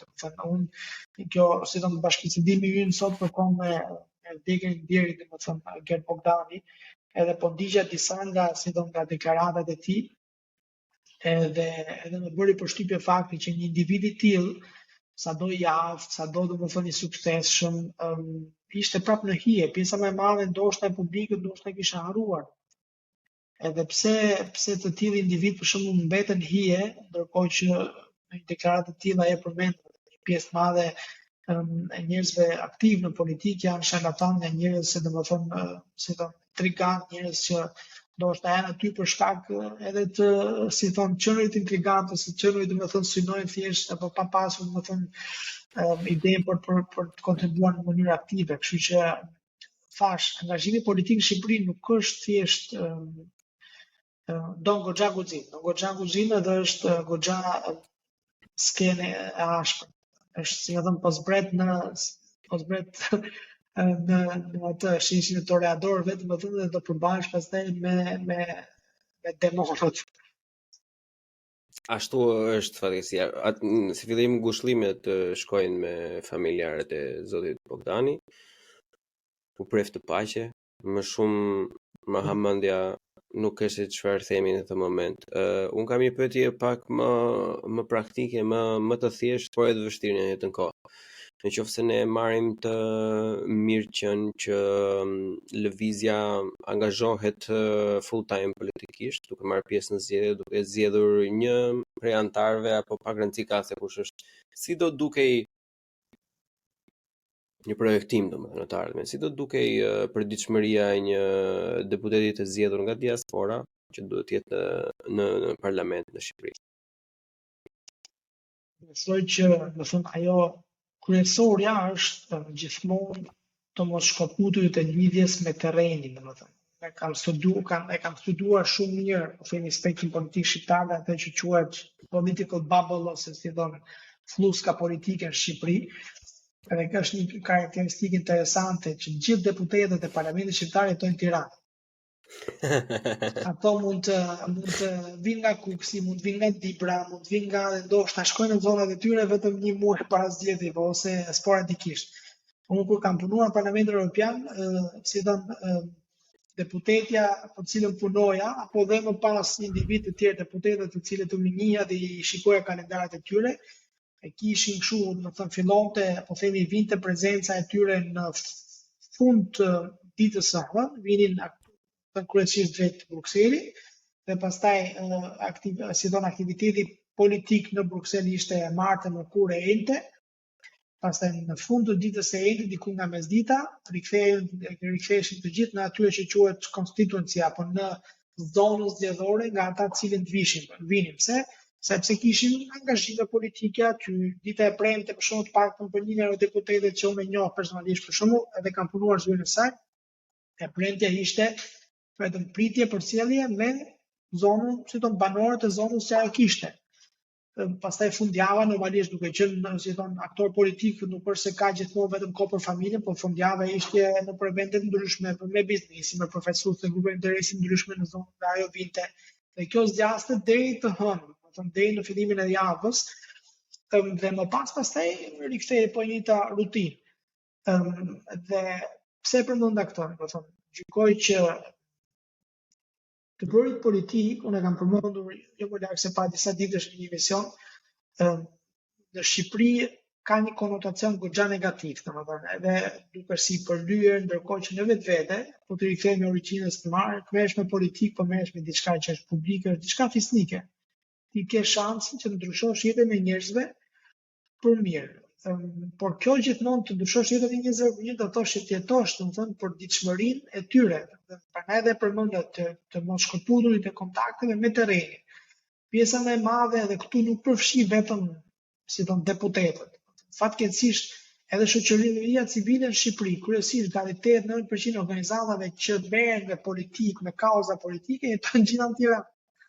Dhe nuk kemi neve grupe interesi që operojnë për shembull nga qytetet respektive, për shembull, si ku ta di Unioni i Bujqve ose Unioni i Bregtorëve, Unioni ku ta di njerëzve që të ketin nga një zonë për shembull që njihet të zemë për bujqësinë ose për bregtorinë ose për biznesin fason të gjitha me radhë. Të gjitha ekzistojnë vetëm në Tiranë. Dhe është një lloj fluske, një lloj bubble që unë e quaj kështu si self-service shop, domethënë është një flusk që ekziston për vetë shërbim. Po të shkosh në probleme publike, mban veten në këmbë, mban veten në pushtet, domethënë. Po të shkosh në eventet publike në Tiranë, për shembull janë po të njëjtat figura, po të njëjtat fytyra.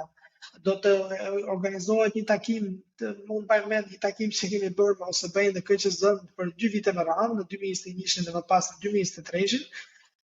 Po të njëjtat persona nga shoqëria civile, në vitin e kaluar isha prezantova një punim politik publik, domethënë një studim politik lidhje me votën e diasporës, rolin e diasporës në integrimin e BE-s. Po aty po të njëjtat persona, domethënë për të mirën dhe të keqen e shoqërisë, për të mirën e shoqërisë ndoshta vetëm ato janë dhe të tjerë nuk dalin sken. Ka ana tjetër për të keqen sepse është një lloj, si thon, s'po themi monopolizimi, sepse nuk është se ka 1, 2, 3 individ, ka disa, po janë po të njëjtat fytyra. Të cilët fatkeqësisht kjo e dyta është më shumë se kemi shumë çakej, e kupton? Po. Kështu që në këtë kontekst besoj që politika nis me rikthimin e politikës në mënyrë lokale, duke munduar të zgjidhësh nivelin problemet e njerëzve të cilët i përfaqëson, edhe të mos humbësh kontaktin me këta. Unë për shembull nuk e di, okay, unë vi nga Durrësi, jam pranë Tiranës, po unë nuk e konceptoj dikë që të jetoj pjesë më të madhe të kohës në Tiranë, ndërkohë që domethënë seancat plenare nuk është se janë zhvillohen për ditë, mos ta njohë zonën e tij dhe pastaj shpreh njerëzit po vinë vetëm ose po shtrohet rruga vetëm një muaj para zgjedhjeve ose po vinë për na takojnë vetëm kur do të votë. Është diçka për mua e pa imagjinueshme domethënë, që se jam marrë në politikë këtu.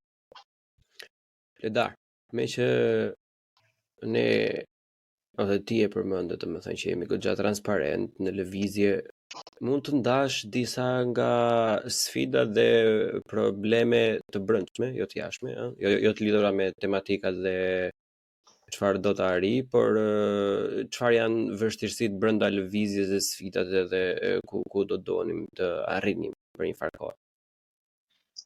Sfidat si vendime personale, tonë jemi, si që përmenda, jemi tashmë, do të thënë, për gjatë kohës se ekziston lëvizja, unë jam bërë 2 herë prind. Flori si bashkë me Lues, ai është bërë, do të thënë, me djalë, kishte një djalë, u bë me djalin e dytë. Edhe njoh shumë njerëz, qoftë në kryesi, qoftë në antarësi, që janë bërë prindër, do të thënë, kështu që koha e tyre normalisht është e limituar. Kështu që sfida kryesore me vetë e një lëvizje si fillim është gjithmonë angazhimi vullnetar, që do priorizimi i pak kohë, domethënë të secilit ose secilës në funksion të lëvizjes. Kjo është sfida kryesore. Sfida tjetër, patjetër që është kjo një farë mënyre what's next, domethënë ne kemi kontribuar për një kauzë kryesore, por jo vetëm. Dëshirojmë të perceptohemi se kemi kontribuar vetëm për kauzën e votës, se kemi kontribuar për shumë kauza të tjera, ose kemi mbështetur kauza të drejta në Shqipëri. Kështu që në vetvete pyetja që e cila lidhet edhe me pritshmëritë të shumë njerëzve në Shqipëri është pikërisht se kush është hapi tjetër që ne do të hedhim apo do ekzistojmë si organizatë, qoftë edhe brenda lëvizjes ka njerëz që dëshirojnë thjesht që lëvizja të ekzistojë si lëvizje, si faktor i diasporës që artikulohet politikisht, por nuk shprehet, domethënë, ose nuk merr pozicion politik në Shqipëri. Nga ana tjetër ka disa që dëshirojnë për shembull që lëvizja të jetë faktor dhe një farë mënyrë të hedhë hapin e radhës pas suksesit të arritur. Sfida tjetër, po themi sfida që nuk është vetëm e ardhmes, por besoj sfidë të organizate jo fitimprurëse, vullnetare, është patjetër elementi financiar. Do të thënë lëvizja ekziston aktualisht vetëm në bazë të kuotave të antarësisë.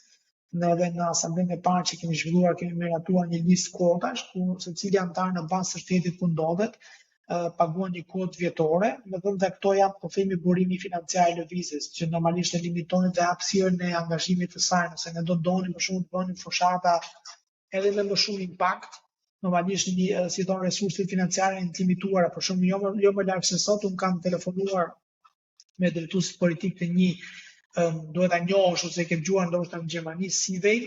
Në Gjermani ka 2 si thon kompani të mëdha që merren me anketime politike, është një Forsa dhe Seaway. Pikërisht për të zhvilluar ndoshta një anketim të gjerë, domethënë se si do të votonte diaspora nesër, jo vetëm në Gjermani, por në shtetet kryesore ku janë ndodhet, për shembull në Shqipëri, në Greqi, në Itali apo në disa shtete tjera anëtare. Që gjalli goxha interes për shumë të kompania, por ato surprizuan kur i thash që dikush një individ në Shqipëri ka bërë një anketim, domethënë nëpërmjet numrit të telefonit që si di nga i ka marrë në rrjetet sociale, diku një databazë 1800 veta. Ndaj i thamu që anketimet tona fillon nga 1 milion veta e sipër për Gjermaninë, domethënë një panel domethënë i gjerë, në mënyrë që dhe të dhënat të jenë të besueshme. Që sfida e tyre ishte për shembull kjo, që të ketë një databazë sa më gjerë dhe nga ana tjetër si thash, domethënë që të zhvillosh një diçka të tillë që do të shërbente ndoshta edhe si referencë për aktorët politikë në Shqipëri, edhe për ne si lëvizje që të dimë për shembull si voton diaspora, kush është sjellja politike e diasporës, ku anon ajo, cilat janë pritshmëritë e saj. Të gjitha këto pastaj lidhen gjithmonë edhe me resurset financiare. Edhe për posë resurse financiare, një sfidë besoj e një lëvizje të tillë është patjetër dhe si thon konkretizimi i kahut ideologjik. Ne sot e kësaj dite për shembull nuk është se kemi pasur një lëvizje pavarësisht se kryesisht kemi lindur dhe për shkak të historikut që përmendëm si lëvizje për shembull opozitare vetvete ose si lëvizje e cila kritikoi shemin e teatrit. Edhe me radhë nuk është se kemi pasur pra nesh njerëz që kanë bindje të majta, njerëz që kanë bindje të ndryshme politike, liberale me radhë, kështu që në këto kontekst sfida tjetër do të ishte edhe si thon konkretizimi një kahu ideologjik. Siç thash, pjesa më e madhe ndoshta ke djatha e qendrës, po jo me kush, kupton, për shembull dikush mund të dëshirojë për shembull të ketë elemente politikave sociale, dikush tjetër elemente politike gjelbërta. E gjitha me radhë, kështu që edhe kjo është vetvete një lloj sfide që ka të bëjë edhe me kulturën organizative të një lëvizje, kështu që po, shiko, mes nesh të dyve dhe gjithë internetit, mendoj se ky është hapi i radhës përpara se të mendohet për një përfaqësim në politik apo jo. Më fal. Unë jam i bindur që e vetmja, nëse sa do i mirë t'jetë bledari apo bleoni, nuk e intereson njeriu fare.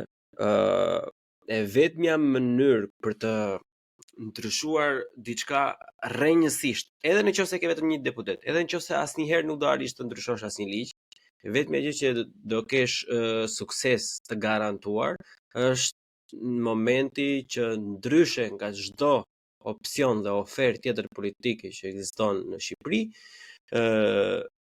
ti arrin të formulosh, të argumentosh e të mbrosh në të ardhmen tënde një ideologji politike pa pasur asnjë lloj rëndësie se cila është kjo. Ne kemi një mungesë, një le të themi thatësirë ideologjie në Shqipëri. Kupton? Ne kemi partinë më të madhe të majt që nuk e di pse quhet e majt. Ne kemi partinë që vetë quhet e djathtë, po asnjë gjë nuk ka të djathtë rreth saj.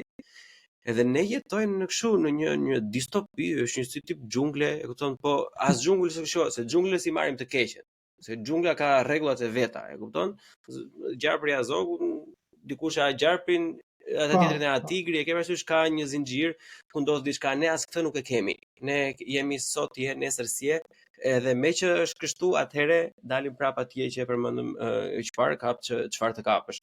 Mendoj se do ishte edhe këtë e them drejtuar dhe shumë organizatave të reja të tjera, kupton? Me një nga karakteret që mua duket karizmatik, domethënë që mund të ketë një të ardhmë si politikan i mirë, pavarësisht se sa efektiv do jetë, që siç është Adriatik Lapa për shembull. Un jam jashtëzakonisht shumë kritik sepse un nuk shoh bërthame ideologjike, që është fatkeqësi, e kupton? Është një fatkeqësi një person që ka ato më të tjere pak populiste, tjere, po hajtë të themi ku ka politikan që nuk ka nota populiste, është fatkeqësi. Është fatkeqësi që të tregosh me gisht ata që janë të këqinjtë dhe prap mos të kesh një farë lloj konsolidimi se cilat janë gjërat që ti nuk do heqësh dorë asnjëherë. Se është një sindrom kjo, një kancer shoqëror edhe politik, domethënë që këta nuk e lënë veten, domethënë nuk e gozhdojnë veten. Ti lasin se një festnaglin, domethënë, e ke se s'po më vjen në shqip. Edhe nuk duan që të thonë që orella, për mua duhet të jenë gjithë ateista, po një shembull idiot, pak rëndësi ka. Nuk e bëjnë këtë gjë sepse duan, e kanë akoma në brendësinë e tyre atë kaçë të kapësh, do të marrin çdo gjë nga çdo anë e mundshme, domethënë, dhe pa djegur asnjë opsion. Që nga jeta, ka thënë filozof që më përpara, para se fryma jon të ishte idejuar, në qoftë se merresh me të gjitha, dalësh pa gjë në fund. Patjetër. Prandaj përmenda në fillim të bashkëbisedimit ton atë elementin e kulturës politike të një organizate ose kulturës organizative. Edhe çfarë janë partitë politike? Partitë politike janë NGO, domethënë që përfaqësohen politikisht, domethënë ato janë themeluar domethënë në gjykatë, regjistruesi shoqata, domethënë pavarësisht se kanë statusin politik. Madje në dallim ndoshta nga partitë politike ne kemi pasur edhe një rregullore dhe një statut. Partia Demokratike i ka këto probleme që i ka sot sepse i mungon një rregullore e brendshme në 30 vite aktivitet. Edhe ta kam që se ti përmend Adriatik Lapa, domethënë, por kjo vlen edhe për shumë individ të tjerë. Prandaj edhe përmendem në fillim që ne i shmangemi edhe në dalje publike i shmangemi gjithmonë unit personit, për shembull, mos flasim gjithmonë unë, por flasim ne, sepse kjo lëvizje nuk do të ekzistonte pa kontributin e antarëve, dhe kjo vlen për gjithë antarët, edhe për ata që na janë larguar, kanë pasur kontributin e tyre në zhvillimin dhe rritjen e kësaj lëvizje. Kështu që në këto kontekst, kur unë përmenda se çfarë bëj unë, ka raste për shembull që mund të kem prioritete të tjera për një javë, 2 javë, dhe mundet edhe për shumë për arsye kohore të mos bëj asgjë, ndërkohë që në këtu jemi komplementarë me njëri tjetrin, zëvendësues dikush tjetër merr përgjegjësia, po si ton detyra nga fëmia. Patjetër që kjo në një situatë politike ose të vitin terren atje përgjegjësitë nuk mund t'i delegosh gjithmonë, por që në vetvete është mirë që njeriu të njohë edhe kapacitetet e tij. Unë më kote përmenda sot të Gert Bogdani.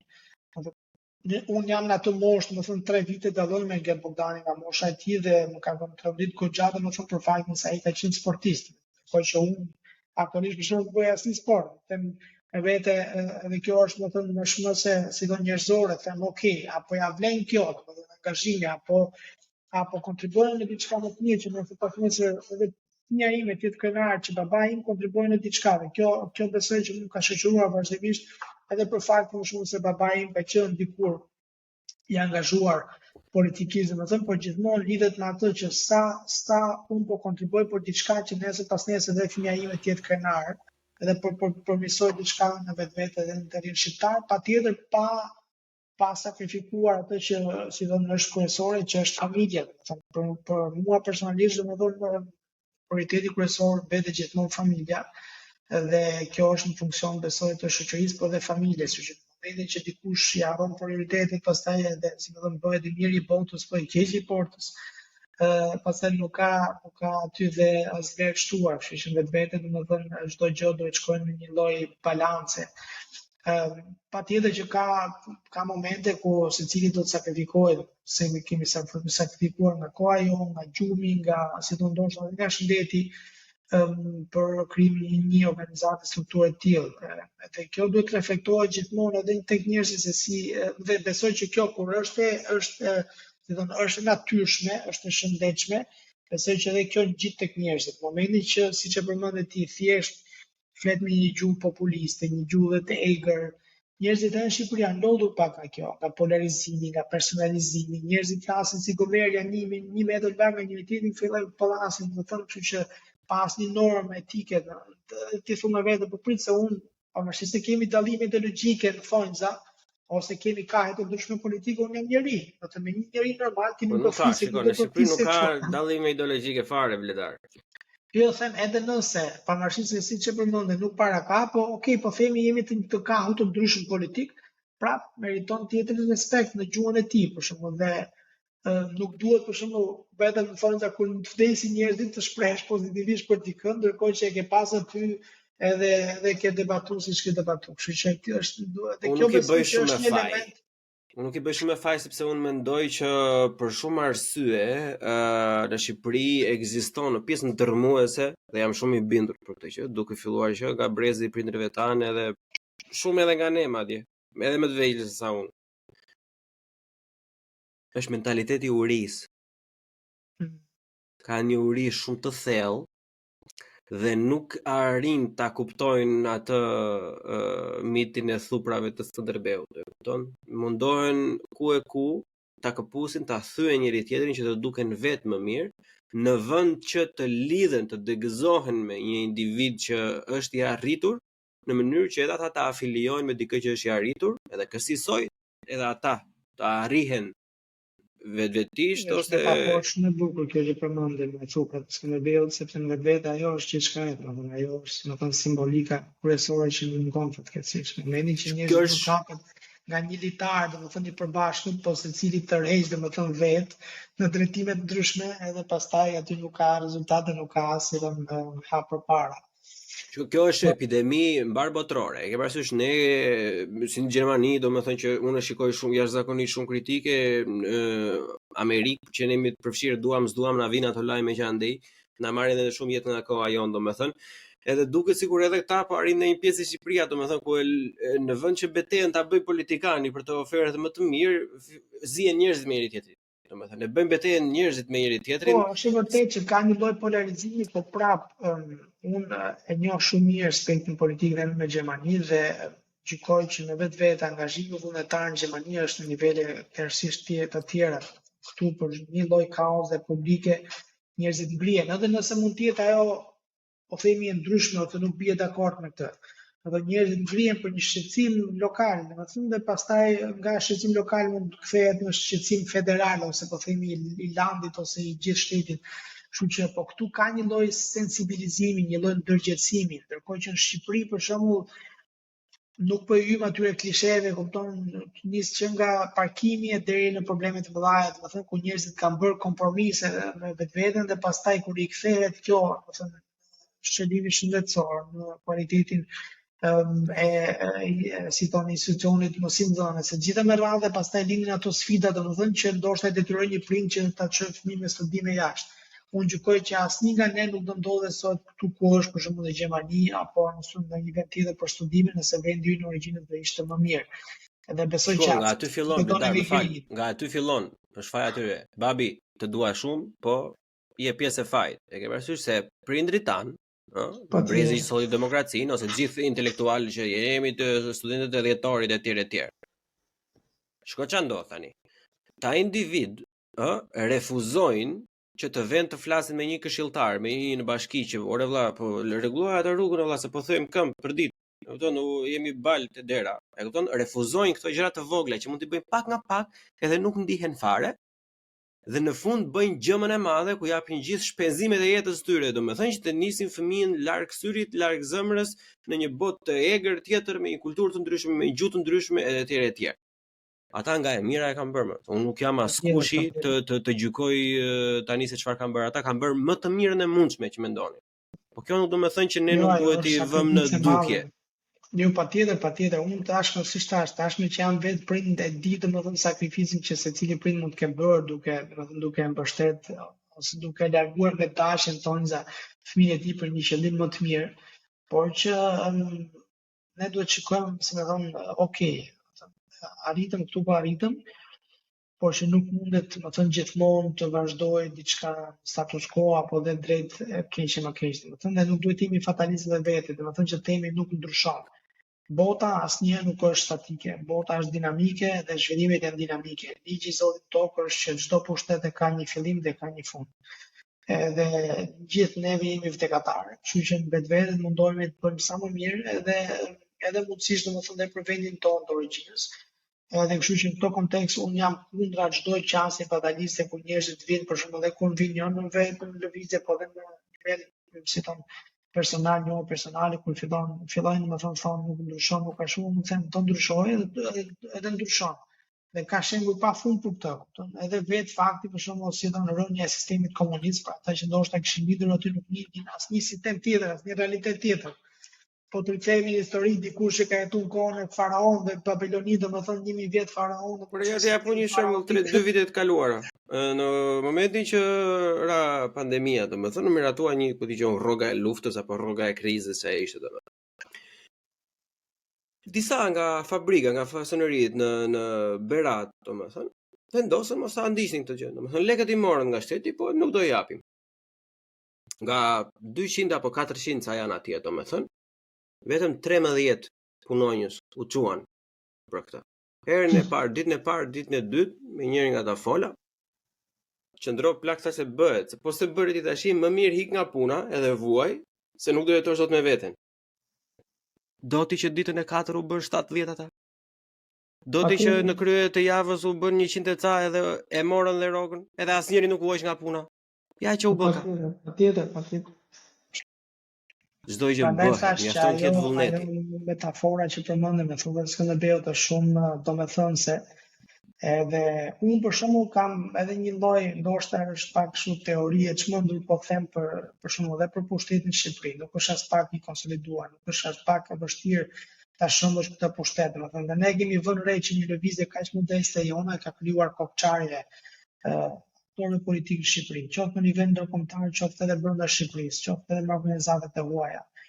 Për shembull, pse se kanë pritur ose nuk e kanë njohur si fillim artikulimi politik të lëvizjes ose artikulimi politik nga diaspora. Nga diaspora ato kanë prit angazhimet, si thon, mbledhjet për festat kombëtare, vallet, mbrëmjet, si thon, kuharet e pijet, pritet e përcjellet nëpër ambasada, po nuk ka njohur kritika, për shembull, nuk ka njohur ti drejtosh gishtin të thuash kjo është gabim, këtu po çalon, këtu nuk keni të drejtë, apo madje domethënë të ndjekësh një kaos dhe ti përdorsh mënyrat që janë politike për të ndjekur një kaos, siç janë për shembull draktimi i ligjit, siç janë për shembull çurja ose dërgimi i një kauze në gjykatë kushtetuese, apo sensibilizimi i faktorit politik ndërkombëtar, apo përdorimi për shembull e drejtës për informim. Janë gjitha këto hapa që në Shqipëri përdoren, po them se nuk përdoren, por që në diasporë nuk ka pasur organizata të mirëfillta që të organizohen të mblidhen, se siç thëti domethënë ka qenë sfida e unit, që unë duhet të jem, si thonë, duhet të bëj të gjitha dhe duke dashur të bëj të gjitha nuk bën asgjë, dhe nga ana tjetër nuk arrin të faktorizohet. Ndërkohë që fal kësaj lëvizje domethënë kemi treguar që edhe me këmbgulje mundesh të bësh diçka dhe mundesh të bësh ndryshime dhe ti imponohesh sistemit politik në Shqipëri dhe gjykoj që me pak mund, me pak këmbgulje dhe fasada e imazhit të pushtetit në Shqipëri mund të bie shumë shpejt. Në gjitha nivelet. Tashi të bëjmë lojë të vogël, nuk ka lidhje fare me asnjë gjë çfarë folëm ne, po thjesht ta përshplarje tashi thjesht për argëtim, dy opsione do zgjedhësh një, mos mendo fare, të lutem, okay? Vezë apo qumësht? Vezë. Fevziu apo Çani? Asnjëri. Fatosnano apo Dirama? Asnjëri, babai dhe E bardha apo jeshile? Jeshile. Laptop apo tablet? Laptop. Çokolata apo patetina? Çokolata. Grida Duma apo Josefina Topalli? Grida Duma. Bashkimi Evropian apo Shtetet e Bashkuara? Bashkimi Evropian. Dimri apo vera? Vera. Libra, letër apo audiobooks? Libra, letër, gjithmonë, përjetësisht. Podcaste apo televizion?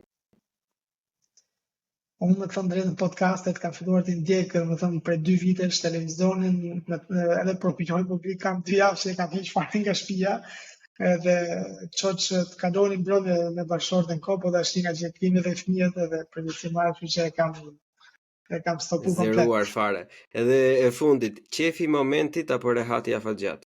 Rehati afatgjat. Bledari dashur, unë të falenderoj jashtëzakonisht shumë për këtë bisedë gjatë edhe të bukur edhe shumë shtjelluese. Të falenderoj që gjetë kohën të bisedosh me mua për qefin tim edhe të gjithë dëgjuesve të Buçi Podcast.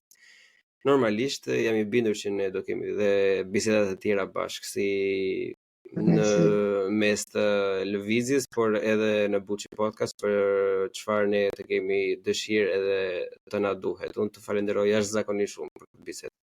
Faleminderit Leon, unë shpresoj të shpejti, shpresoj nga tetori, shpresoj të takoj personalisht në Berlin, edhe të përgëzoj për podcastin, po edhe për këtë mbyllje shumë interesante, domethënë se uli goxha tensionin ose uli goxha si do të përbajmë një bisedës edhe në riktheu tamam në realitet. Kështu që të falenderoj për hapësirën dhe kohën edhe suksesin në çdo episod.